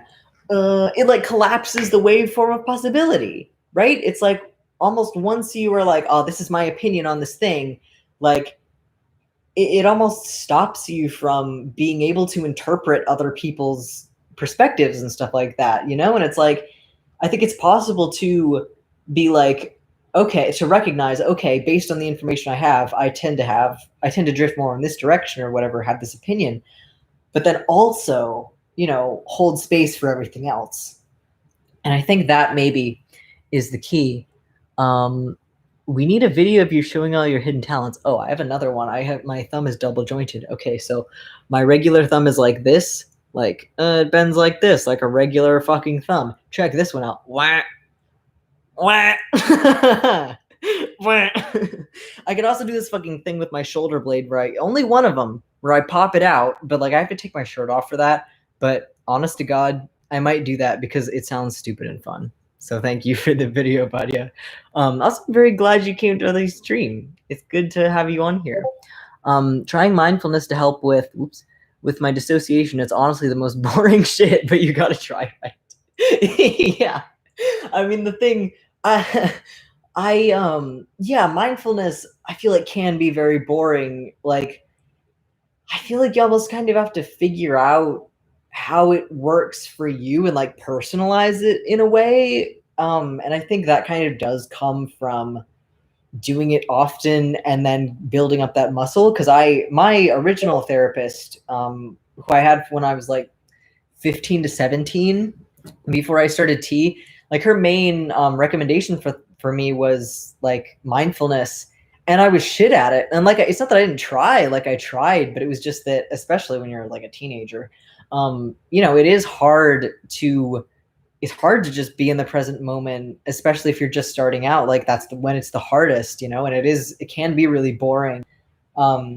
Yeah, so I get it, but I do think, doing it more often helps. And also like that stuff like journaling and meditation, I think also help with that muscle.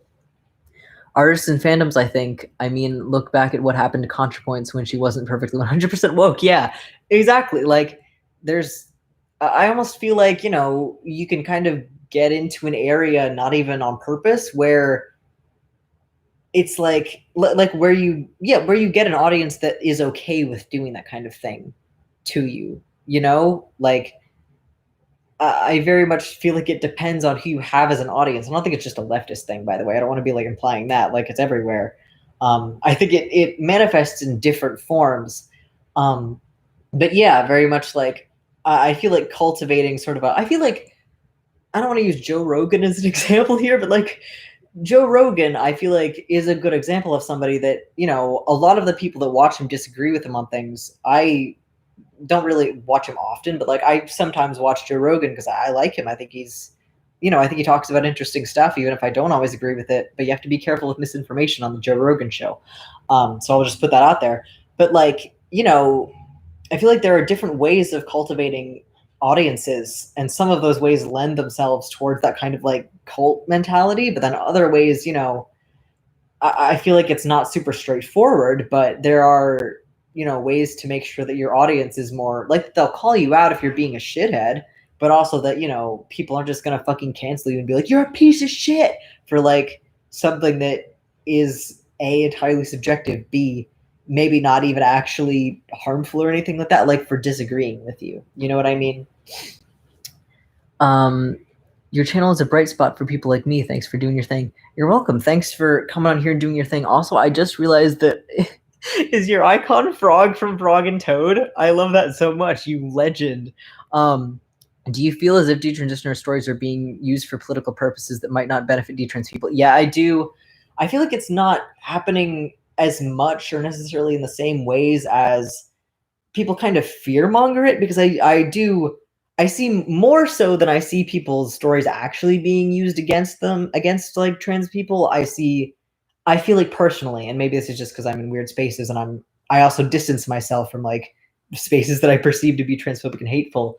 But I see a lot of people being mad at detransitioners for talking out at all, because there's the possibility of people doing that. And while I do think it's happening, like I've seen it happening, I I think the antidote to that is people speaking up more, not less. You know, I think the more people that like, because the thing about being a detransitioner is that like I understand the mindset and everything, and like I can empathize, you know, like I can empathize with people that are going through this stuff, even if we don't have the same experiences, you know, and it's really hard for me to, you know, I don't think I could hypothetically bring myself to like allow myself to be used against people like that, because I don't, it would just be untruthful, you know what I mean? And that's how I've seen a lot of other detransitioners feel, is that we're like, no, no, no, no, don't do this to us, like no tolerance zone for bullshit, you know what I mean? So I do see it happening, but I hope it's not as bad as people are saying. I don't think it is. Yeah, it's in my channel page. Okay, I'll check that out. Everybody else, check out this person's book. I think I do see that sometimes. Yeah, who am I to say that? To say what does and doesn't benefit detrans people? I suppose I can have my opinions, but so can others. Yeah, I think that also very much depends. And again, is like a thing that would be helped by more people giving their opinions. Exactly. All these echo chambers leave people with no room to grow. Yeah, because it's like it's like you're learning a school curriculum. You know, I feel like I feel like that's part of why I was dead from the fucking start as soon as I got a Tumblr, you know, because I absorb information like that, just, you know, and I feel like I feel like a lot of people, you know, if you are very prone to sort of like, you know, if you're maybe like an academic or whatever, and I don't mean to say that like in a pretentious way, just in like if you really like information, especially if you're like a person that has built up some amount of your self-esteem around like being right and being correct and being smart, then that's a real danger with this kind of thing, you know, because you like anything else is like, oh, you're just ignorant. You don't know this ideology like I know it. You know what I mean? Like you don't know what I'm talking about. You don't know what you're talking about, right? And it's like, just because, you know, you're following the script correctly doesn't mean that you're saying the best things necessarily, you know. um that was my book trailer. Your channel. I think I coined the term non-denominational feminist. I think you did, yeah. I think you and another person that I won't say, I think you guys are the ones that like made me like it so much. I just don't appreciate that appreciate trans exclusive spaces. I believe that helps no one. Yeah, I guess like I don't know, I don't know what specifically you're talking about with that. I don't know, I don't know what you mean by trans exclusive necessarily, but yeah, like especially if it's like talking about something related to transition, like it makes a lot of sense to me that you would have trans people's opinions on that. But um oh hell yeah, I don't know what that's about, but hell yeah. Humans love to create us versus them binaries, and it definitely limits the possibility of productive discussion when you have to conform to the beliefs of the group. Yeah, I mean, it's like everybody wants to be the superhero, you know. It's it's very comforting to have a worldview where there are heroes and villains, you know, but like the world doesn't work like that. Unfortunately, I mean, fortunately, the world doesn't work like that. Honestly, like it's comforting, but it's not reality. Um, well said. What was? Yeah, yeah. Um, I figure out how it works for you, bro. That's genuinely what my therapist told me today. Haha. But yeah, thanks for the advice. Trying to meditate every night and journal my thoughts too. Nice. Yeah, I think it is very much like there's a lot of stuff, and maybe the thing is, maybe even meditation and journaling specifically as exercises, like maybe that's not going to be what works for you. Maybe instead you like to go biking with no headphones, and you're in this state of meditation doing that. Maybe you're a painter, maybe you make bracelets and you do beadwork, and you can just kind of zone out and like get in the flow state with making bracelets or something like that. Like I feel like there's a lot of stuff that can fill that role. You know what I mean?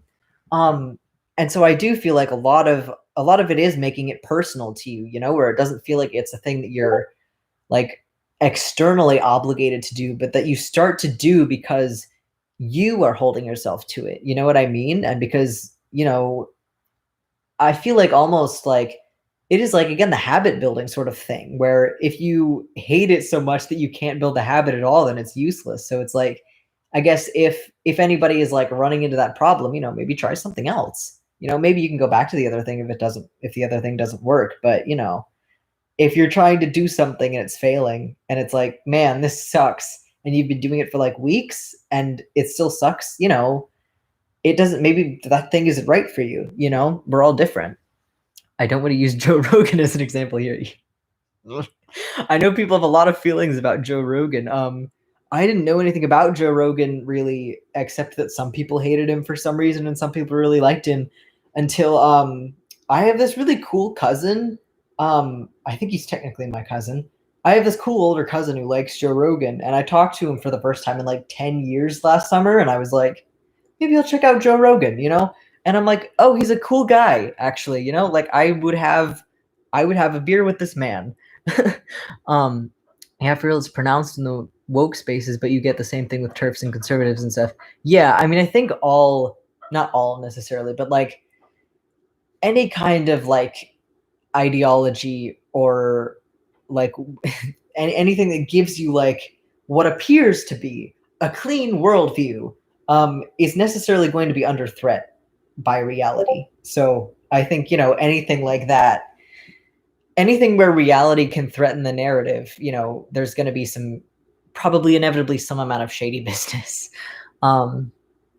That's true. Philosophy Tube said in his video that he specifically did not condemn Contra for the Buck Angel thing because he didn't want to cultivate an audience who expect that. Yeah. Like, I think very much, like getting your expectations out there and being like, this is the kind of like discussion that I want to be having. Like, I think that's really important. I'm fucking sorry. I'm not sorry. I'm not sorry. You guys are being blessed by my burps right now. I'm burp blessing you. Detransitioners shouldn't be blamed for the ways others choose to weaponize their experiences. Yes, thank you. Like, that's the thing that pisses me off so much is like, I see a lot of people being like, you guys shouldn't say anything, or like you shouldn't question the narrative, right? Like, you can speak up, but you shouldn't question any narratives or anything like that. You shouldn't, say anything that could hypothetically be used against other people. And it's like, it's not like you can say anything, and hypothetically anything could be used against other people. You know what I mean? And it's like, I obviously understand that there's a very real risk of that happening with detransitioners, but it's also like, again, that's not on us. I think it would be on us if we were like going with that and supporting people doing that. But like, I don't see a lot of people doing that right now. Like, I guess most of what I'm seeing is people sort of being like neutral to their audience, towards their audiences. I've seen a lot of people that like have done like mass blockings, and I soft blocked a lot of people who followed me that I was like, I don't know about this, which does not mean necessarily that, because I don't want to create an echo chamber for myself, but there's some stuff that I'm like, I don't want you to, use me for your own, purposes in some ways. But yeah, like, I think it's absurd to act like that's our fault or that we're like bad people for that. It doesn't make sense. Yeah, for real, been getting back into playing violin. Oh, violin's cool. Which I feel is a way for me to get away from my thoughts and focus. Gotta go clean my kitchen, but the stream's dope. We'll drop the Cordelia Fine criticism in the comments. Thank you. Have a great day, y'all. goodbye. I should, honest to God, probably also go. It's been 2 hours and 10 minutes. When I started this stream, I was like, I don't have anything to think about except for this album. By the way, if you came late, I would strongly suggest after I drop off here, watching the first however many minutes of this stream. It's not super long. Maybe it was like 10, 20 minutes of me talking about this album. It's really incredible, you guys. Like, if you wear earbuds and you listen to that album, especially if it's like at night or something, and like I said, don't listen to it stoned, but listen to it stoned. Like, it's such an experience, because really, like, this is my favorite thing about art, is that it there's this direct fucking connection that's formed with you, and I don't mean you as like a person, as like a self or whatever. I just mean you as like a point of perception. You know what I mean? It's so fucking good, you guys. I love it. Really, I would strongly suggest listening to it. Yeah, but again, if that sort of subject matter of talking about like dementia, memory loss, and it is, it gets creepy in places. It's sinister, it's disturbing to me. But I think things can be disturbing in a good way.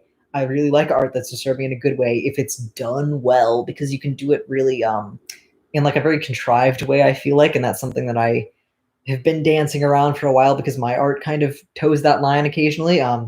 Yeah, but I think they did it really well. And you can tell with the composition of things that, like, they knew what they were fucking doing, man, and they were skilled at it. Like, listen to that song Back There, Benjamin. It's fairly repetitive, it's not super long or anything like that, but well, okay. Listen to a few of the songs in stage 1 first. Yeah, like, listen to some of stage 1 first and see what that sounds like. Get like a feel for that, that mood. And then, I would recommend just going through it first, listen around. But if you don't want to do that, listen to Back There, Benjamin. The vibes. It's so good. Yeah, that's, anyway, rant over. It was great talking to you guys. Perhaps I'll just make some dumb videos. I want to have fun with YouTube. I don't want it to be something where I'm like, I don't know, really stressed about it, and then making content that, like, maybe I don't even like, and maybe you guys don't even like. Like, I just want to have fun. We're all people. We're all on this earth doing weird shit, and if I can do that shit with other people, maybe that's fun. Thank you for being here. I hope you have a good day. I hope you have a fucking wonderful day. Eat some food you like. Maybe try that potato recipe. Try that carrot recipe we talked about. Do something fun. Do something you love. Be with people you love, even if it's only over a long distance. Yeah, it was good talking to you guys. This was fun. Have a wonderful day / morning / evening. We love you, Mackenzie. I love all of you. I love you, random citizen, except that you're not a random citizen, because I know you and I love you. Peace out. Bye. Love you. Have a good day. Oh, wait.